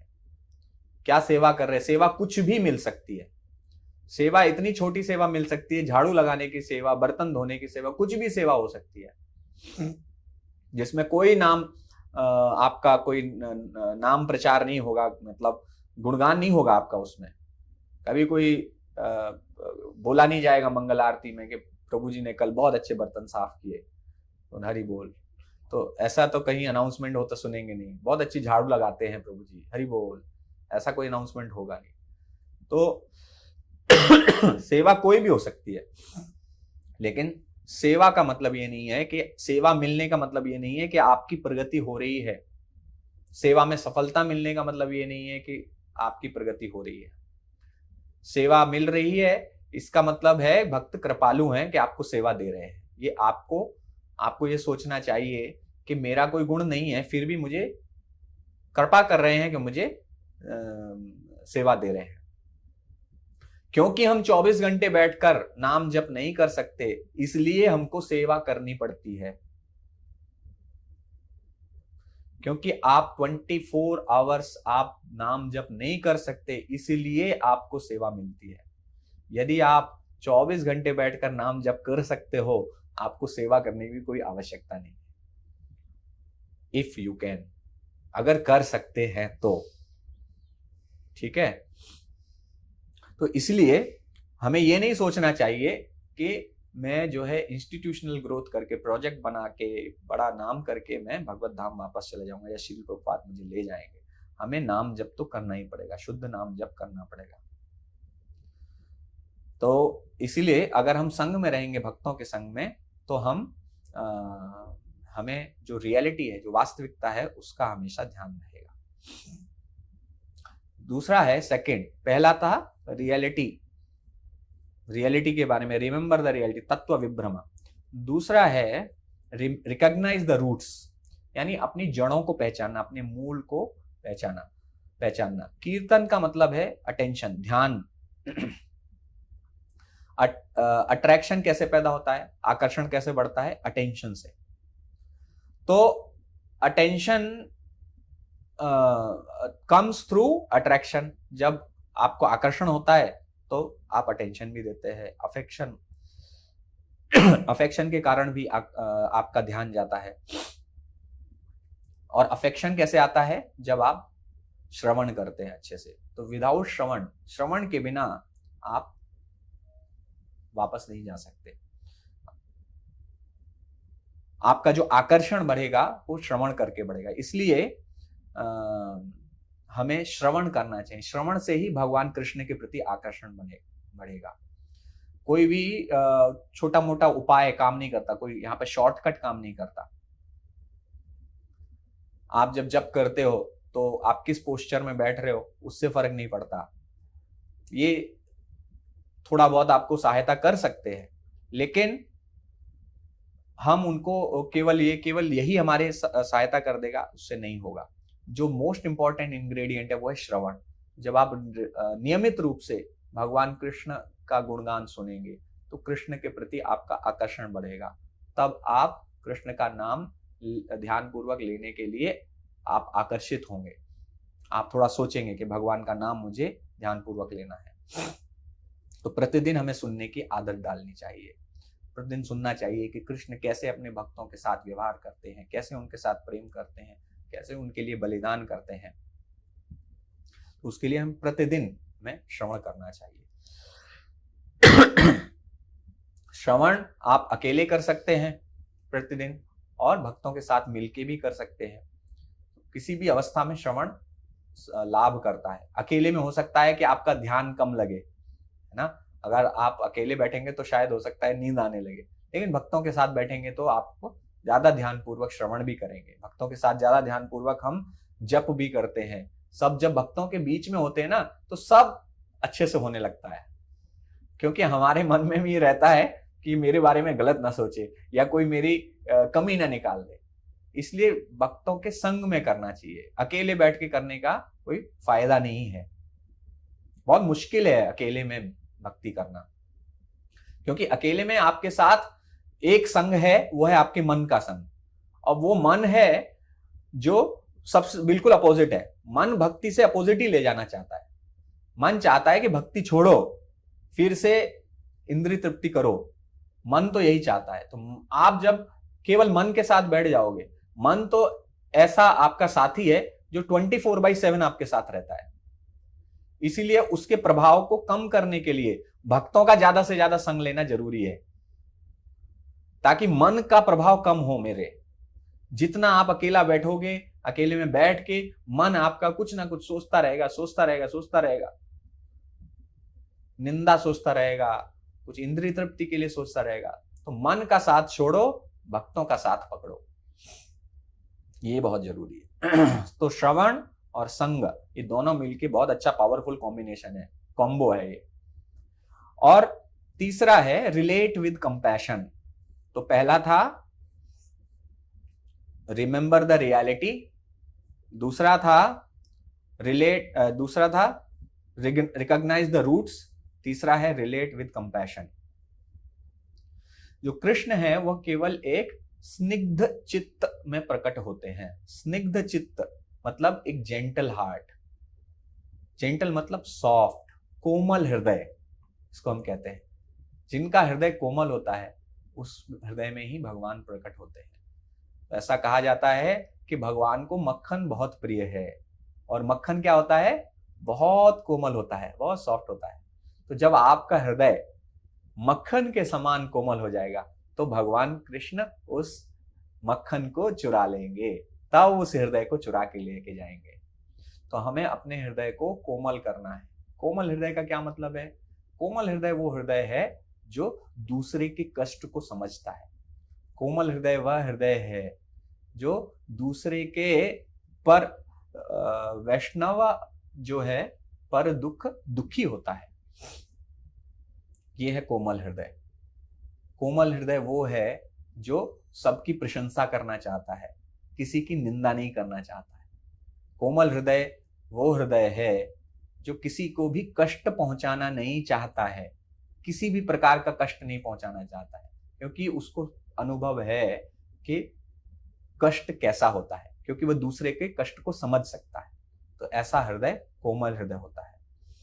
तो जो संत भगवत धाम वापस जाना चाहते हैं वो दो प्रकार की चीजों से बच के रहते हैं, hard heart and harsh words, यानी कठोर हृदय और कड़वे शब्द। कठोर हृदय और कड़वे शब्दों से हमें बचना चाहिए। हमें अपनी भावनाओं को ऐसे प्रकट करना चाहिए कि किसी को कष्ट ना हो।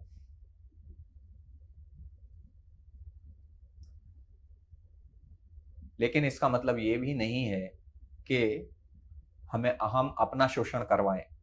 कोमल हृदय होने का मतलब ये भी नहीं है सॉरी तो लोग कभी कभी बहुत ही कड़वे शब्दों का इस्तेमाल करते हैं, और इससे क्या करते हैं, वो अपने जो इंटरेस्ट है उसको सेफगार्ड, उसको बचा के रखते हैं, ताकि वो दूसरे से किसी प्रकार का शोषण ना मिले। लेकिन ऐसा बताया जाता है कि जो हार्ड हार्टेड, कठोर हृदय वाले जो लोग हैं, जो कड़वे शब्द बोलने वाले लोग हैं, उनका सबसे ज्यादा शोषण होता है। इसलिए हम सावधान रहें कि हम ऐसे ना बने, क्योंकि आप क्या कर रहे हो, जब आप कड़वे शब्द बोल रहे हो या आप किसी चीज से क्रोधित हो जा रहे हो, तो उसको समझ में आ जा रहा है सामने वाले व्यक्ति को कि किस चीज से इसको कष्ट होता है, तो वो एग्जैक्टली वही काम करेगा जिससे आपको कष्ट होगा। जब आप पूर्णतः शांत चित्त हैं, किसी प्रकार का कोई रिएक्शन नहीं दे रहे, सामने वाले को पता ही नहीं चलेगा कि इसको कष्ट किससे होता है। तो इसलिए सावधानी के साथ हमें व्यवहार करना चाहिए। हम जितना कठोर, हम हार्श वर्ड्स बोलेंगे, इसका मतलब ये है कि कुछ चीज हमें चुभ रही है, कुछ चीज हमें प्रॉब्लम दे रही है, जिस वजह से हम हार्श वर्ड्स बोल रहे हैं।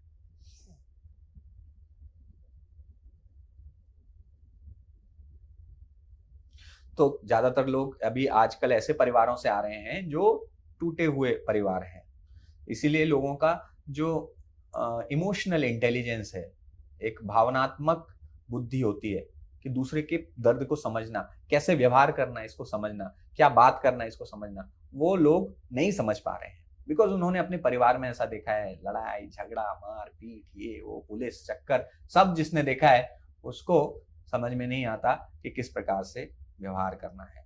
तो इंस्टीड ऑफ हार्ड हार्ट, कि कठोर हृदय बनने की जगह अपने इमोशंस को, अपने भावनाओं को ऐसे एकदम प्रकट करने के स्थान पर उसको थोड़ा दबाना, उसको थोड़ा सा कंट्रोल करना, नियंत्रित करना, इसको इमोशनल इंटेलिजेंस कहते हैं। जैसे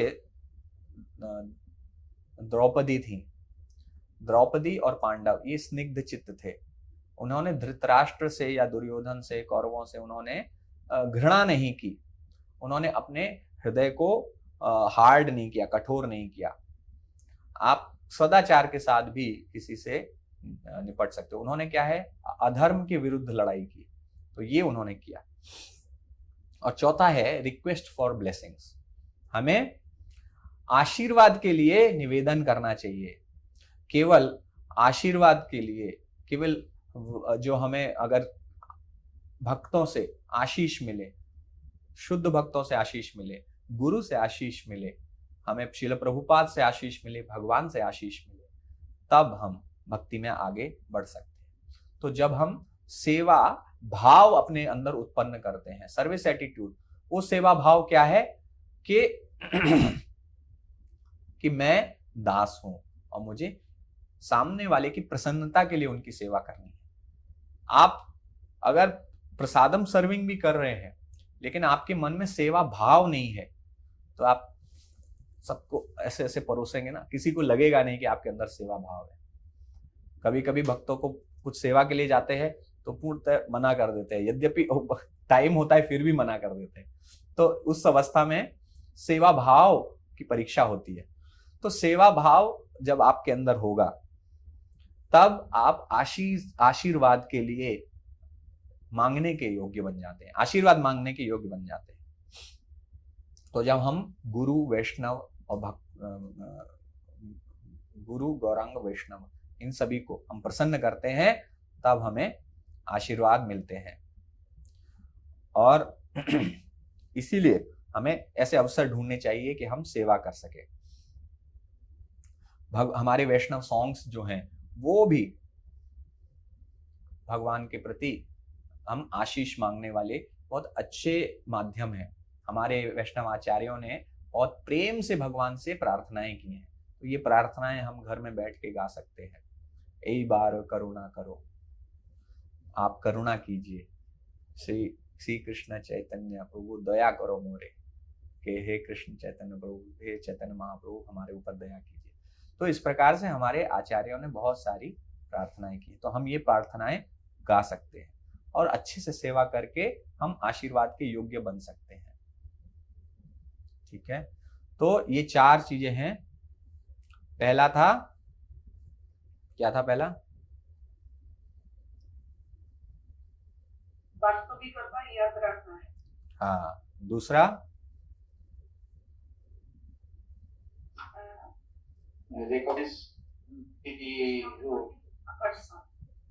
रिकॉग्नाइज द रूट्स, जड़ों को पहचानना, हमारे मूल को पहचानना। तीसरा रिलेट विद कंपैशन, करुणा के साथ जुड़ना, करुणा समझना। और चौथा रिक्वेस्ट फॉर ब्लेसिंग्स, आशीर्वाद की कामना करना। हरे कृष्णा कृष्ण कृष्ण हरे हरे, हरे राम राम राम हरे हरे। श्री उपदेशामृत की जय। अगर किसी भक्त का कोई प्रश्न है तो पूछ सकते हैं।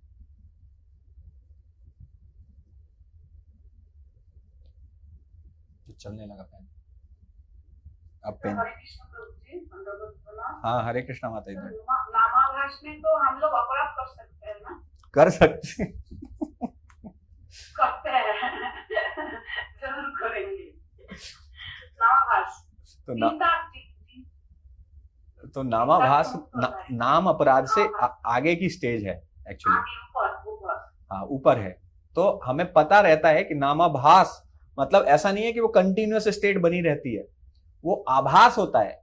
बीच बीच में कभी अचानक से आपको महसूस होता है वो कि शुद्ध नाम, एकदम से प्रेम जागृत होगा, आभास होगा नाम का, आपको तब केवल एडवर्टाइजमेंट मिल रहा है। एक प्रकार से भगवान एडवर्टाइजमेंट देते हैं, देखो ये है, अचानक से होता है, गायब हो जाता है। तो नाम का आभास होने लगता है। जब आभास क्या चीज होती है, जैसे आप अभी शांत कमरे में बैठो, अचानक से कुछ आवाज आई आपको, तो आपको आभास होता है कि किसी ने, कोई कहीं है आसपास, तो वो आभास है।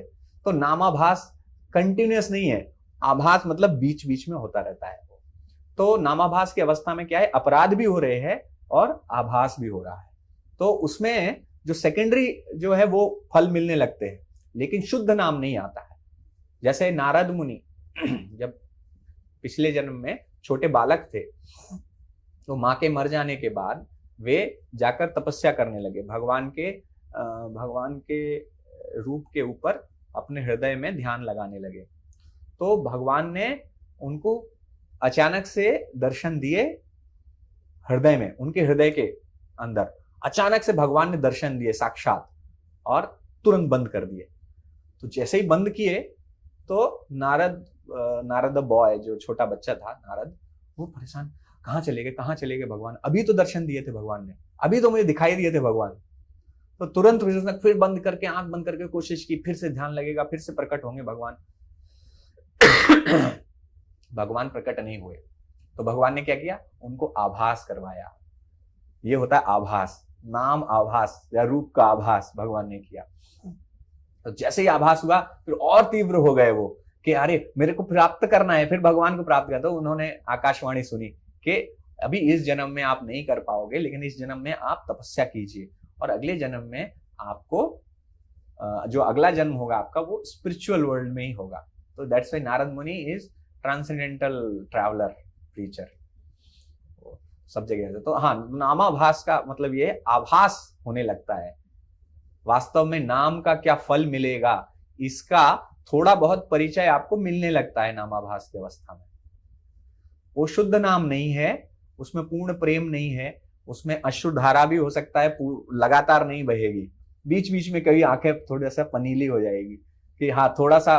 कभी आपको जब बहुत ध्यान से आप कोशिश कीजिए, बहुत ध्यान से जप करने का, अगर आप बहुत ध्यान से जप करेंगे तो आपका अपने आप ही you can feel actually Krishna in the name.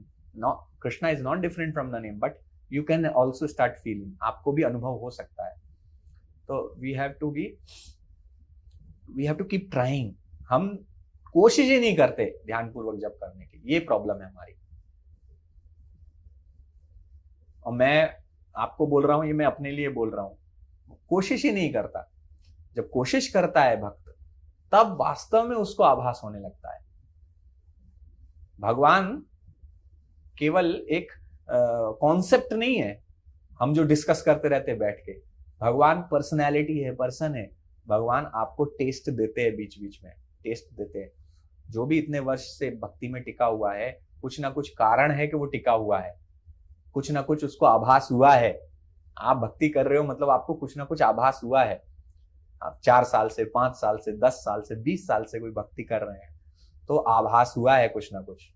भगवान ने कुछ ना कुछ टेस्ट दिया है, कुछ रियलाइजेशन दिया है, कुछ प्रेम दिया है, कुछ ना कुछ कृपा दी है, जिससे आपको श्रद्धा है कि यस, प्रोसेस काम कर रहा है।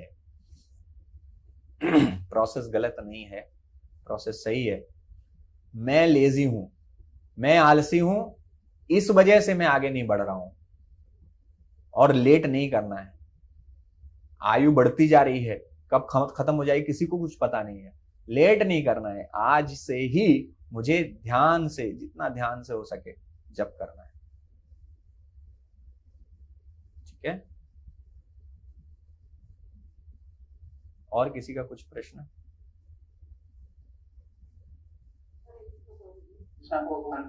हाँ, हरे कृष्णा। एक एक करके सरोज माता जी बोले पहले। लेकिन कभी कभी मन तो भटक ही जाता है, इसके लिए क्या किया जाए? जैसे क्या अब मन में कुछ नहीं आएगा, लेकिन अचानक से कोई सीन 1 सेकंड के लिए ही आ ही जाता है। तो भगवान जैसे कहते हैं अभ्यासेन तु कौन्तेय, अभ्यास ही करना है। वो बार बार उस मन को जितनी बार भटके लेके आना है, उसमें हार नहीं माननी है। ऐसा नहीं है कि मन के जैसे मन ने हाथ पकड़ लिया तो जहां भी जाए घुमा दे, ऐसा नहीं। जब याद आ जाए तब वापस आ जाइए, जब याद आ जाए तब वापस आ जाइए। इसके लिए आप सामने हरे कृष्ण महामंत्र का एक कार्ड आता है ना हम लोगों का वो कार्ड सामने रख के आप कर सकते हो चैंटिंग। भगवान की फोटो सामने रख के, भगवान के मंदिर के सामने बैठ के ध्यान पूर्वक आप जब कर सकते हो, आंख बंद करके ध्यान पूर्वक जितना हो सके। जब ध्यान आए तब वापस आ जाओ। पहले तो बहुत ज्यादा होता था, मतलब नाम जब कम और ध्यान ज्यादा आता था। लेकिन अब है कि 20-20 में कभी जैसे एक माला कर रहे हैं उसके बीच में भी एक जरूर आ जाता है। सोचती हूँ कि एकदम निर्विघ्न हो, लेकिन कहीं न कहीं कमी हो जाती है। ये आप अगर आप ऐसा हो रहा है तो बहुत अच्छा है कि आपका एक माला में एक बार ध्यान जा रहा है, 1-2 बार। यहाँ तो पूरी ध्यान में नहीं, समाधि में माला हो रही है लोगों की। तो अगर एक इधर उधर कोई मन भटक रहा है तो उसको वापस लेके आना है। और देखिए बहुत तरीके हैं। एक भक्त को हमेशा प्रयास करते रहना चाहिए अपना जप इंप्रूव करने के लिए। ये एक ऐसा फील्ड है जिसमें आपको लाइफ लॉन्ग, पूरे जीवन आपको इस पर काम करते रहना है, जप इंप्रूव करने पे काम करते रहना है। तो कभी जैसे मन के अंदर आंख बंद करके हरे कृष्ण एक एक लेटर लिख के भी आप ध्यान कर सकते हो। हरे कृष्ण, हरे जैसे आप बोल रहे हो तो हरे आप मन में आंख के सामने अपनी बंद आंखों से आप लिखते भी जा रहे हो, हरे कृष्ण विजुअलाइज कर रहे हो, इसको कहते हैं विजुअलाइज करना। हरे कृष्ण कृष्ण कृष्ण हरे हरे, हरे राम राम राम हरे हरे। तो जितना आप कर पाएंगे, ये एक ध्यान का तरीका है, इसमें भी ये भी काम करता है। और एक बार में एक महामंत्र पे ध्यान लगाना, केवल एक महामंत्र, नेक्स्ट महामंत्र केवल इसको मैं सुनूंगा, आगे के पूरे माला का मुझे कुछ नहीं सोचना है, केवल ये महामंत्र मुझको सुनना है। इस प्रकार से आप कर सकते हैं। दूसरा है, आप देखिएगा, आप और आपका मन दो अलग अलग एंटिटी हैं। आप अगर अपनी जिह्वा नहीं हिलाएंगे, बिना जिह्वा हिलाए आप हरे कृष्ण महामंत्र बोल सकते हैं। अब बिना जिह्वा हिलाए भी आप सोच सकते हैं,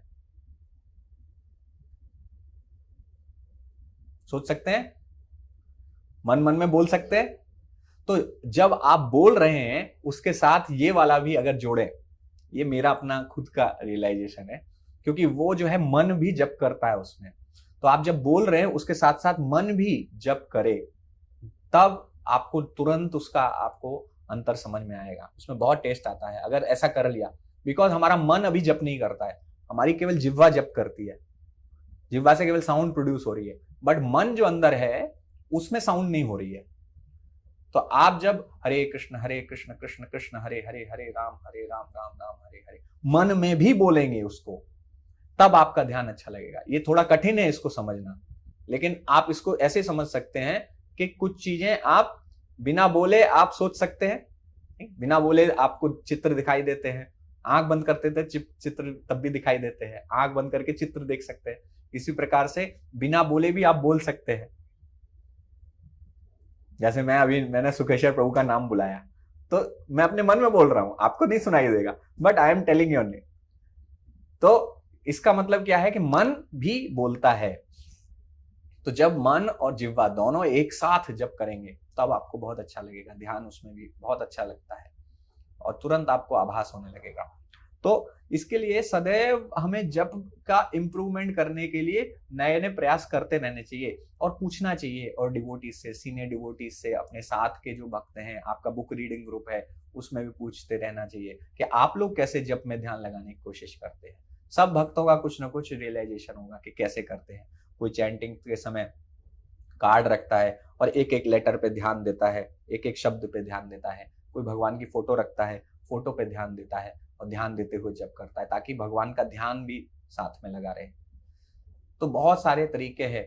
जब से पहले आप एक हरि नाम के बारे में कुछ छोटा सा पढ़ सकते हैं। नामामृत करके पुस्तक है जिसमें श्रील प्रभुपाद के सभी बुक्स से थोड़े थोड़े अंश लिए गए हैं, जो उन्होंने जहाँ पर नाम की महत्ता बताई है। तो वो बुक पढ़ के फिर उस जब स्टार्ट करेंगे। जप के बारे में, नाम के बारे में गुणगान सुनना है रेगुलरली। तो जब ऐसे सुनेंगे तो आपको और आकर्षण बढ़ेगा। तो ये सब क्रिया जो आज की क्लास में सब डिस्कस किया है, नाम जप को ही इंप्रूव करने के लिए है। ठीक है माता जी?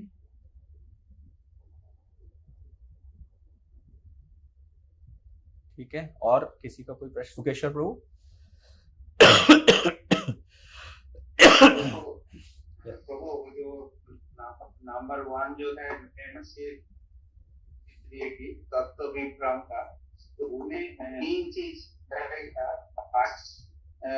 मेडलिज्म और मिसअंडरस्टैंडिंग उसी पर रिवर्स में लिखा गया, तो कुछ समझ नहीं, फिर से आपकी आवाज कट रही बीच में। एक्चुअली वो जो रिवर्स आपका ये हटा के बात कीजिए, सुनाई दे रहा है? ये हटा दीजिए प्रभु, शायद ईयरफोन हटा दीजिए, ईयरफोन की वजह से।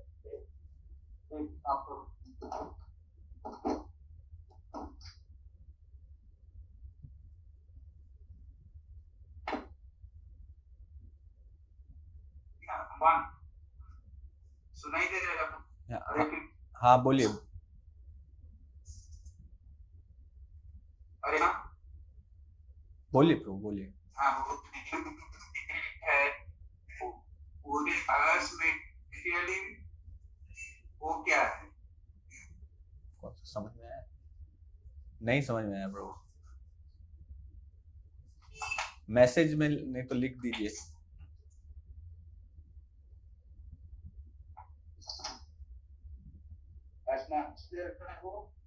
हाँ बोलिए फिर से।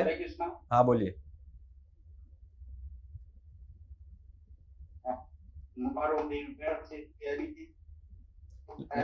नहीं, सिग्नल की प्रॉब्लम है,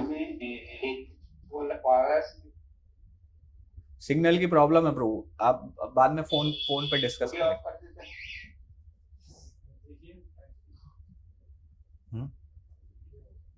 हाँ वीडियो ऑफ करके देखिए।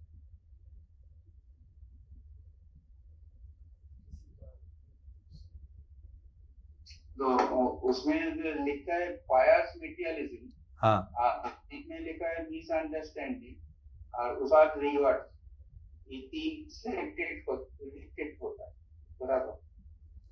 हाँ, एक कौन से वाले में था ये इसमें था ना, ये रिमेंबर्स द हाँ नंबर 1।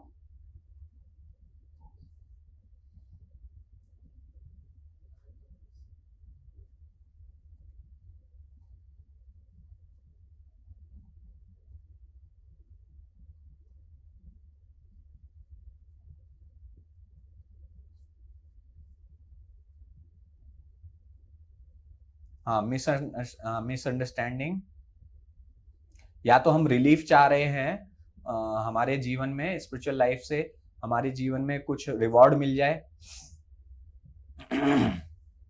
और इसी कारण से जो है मिसअंडरस्टैंडिंग हो जाती है। पीपल मोस्टली हैव मिसट्रस्ट, और लोगों को मिसट्रस्ट हो जाता है। We still want to improve the material condition of life, either we are expecting relief from spiritual life or some rewards, and because of this misunderstanding people mostly have mistrust.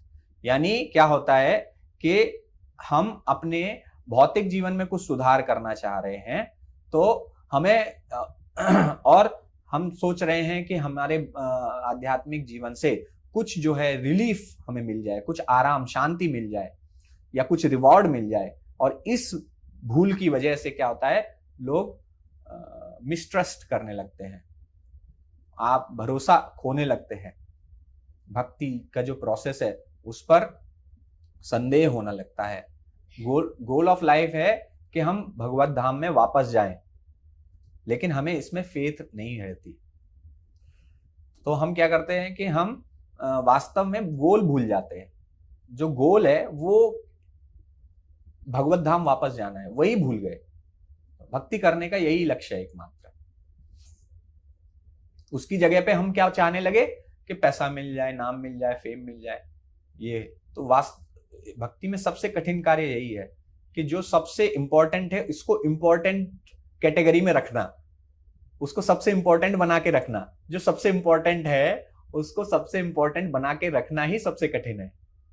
सबसे important ये है कि मुझे भगवत धाम जाना है। इस लक्ष्य को सब सर्वोच्च लक्ष्य बना के रखना, यही सबसे कठिन है। ठीक है। और आपको वो पायस मटेरियलिज्म, वो क्या पायस मटेरियलिज्म बोलते हैं? पायस मेटेरियलिज्म ये होता है कि आप जो है बड़े ही नैतिक कार्य कर रहे हैं, दान दक्षिणा सेवा, कहीं प्याऊ लगवा रहे हैं, कहीं कंबल बंटवा रहे हैं, कभी मंदिर में कुछ दान दे दे रहे हैं और अपना नाम लिखवा रहे हैं, समझ रहे हैं? तो ये होता है पायस मेटेरियलिज्म, कि अच्छा कार्य करना, पुण्य कार्य करना, बच्चों के लिए दान दे देना, अनाथालय खुलवा देना, है ना, वृद्धाश्रम खुलवा देना, वृद्धाश्रम में जाके दान देना, अनाथालय में जाके दान देना, ये सब क्या है? पायस मेटेरियलिज्म है। खाना बंटवाना, फ्री में फूड डिस्ट्रीब्यूशन, गर्मी आती है तो लोग प्याऊ लगवा देते हैं, वो पानी रखवा देते हैं इधर उधर सब जगह, तो ये है पायस मेटेरियलिज्म। ठीक है, ओके, थैंक यू। और किसी का कुछ प्रश्न तो नहीं ना? Thank you very much. Shri Upadeshamrita की जय, श्रील प्रभुपाद की जय, श्री रूप गोस्वामी पाद की जय। हरे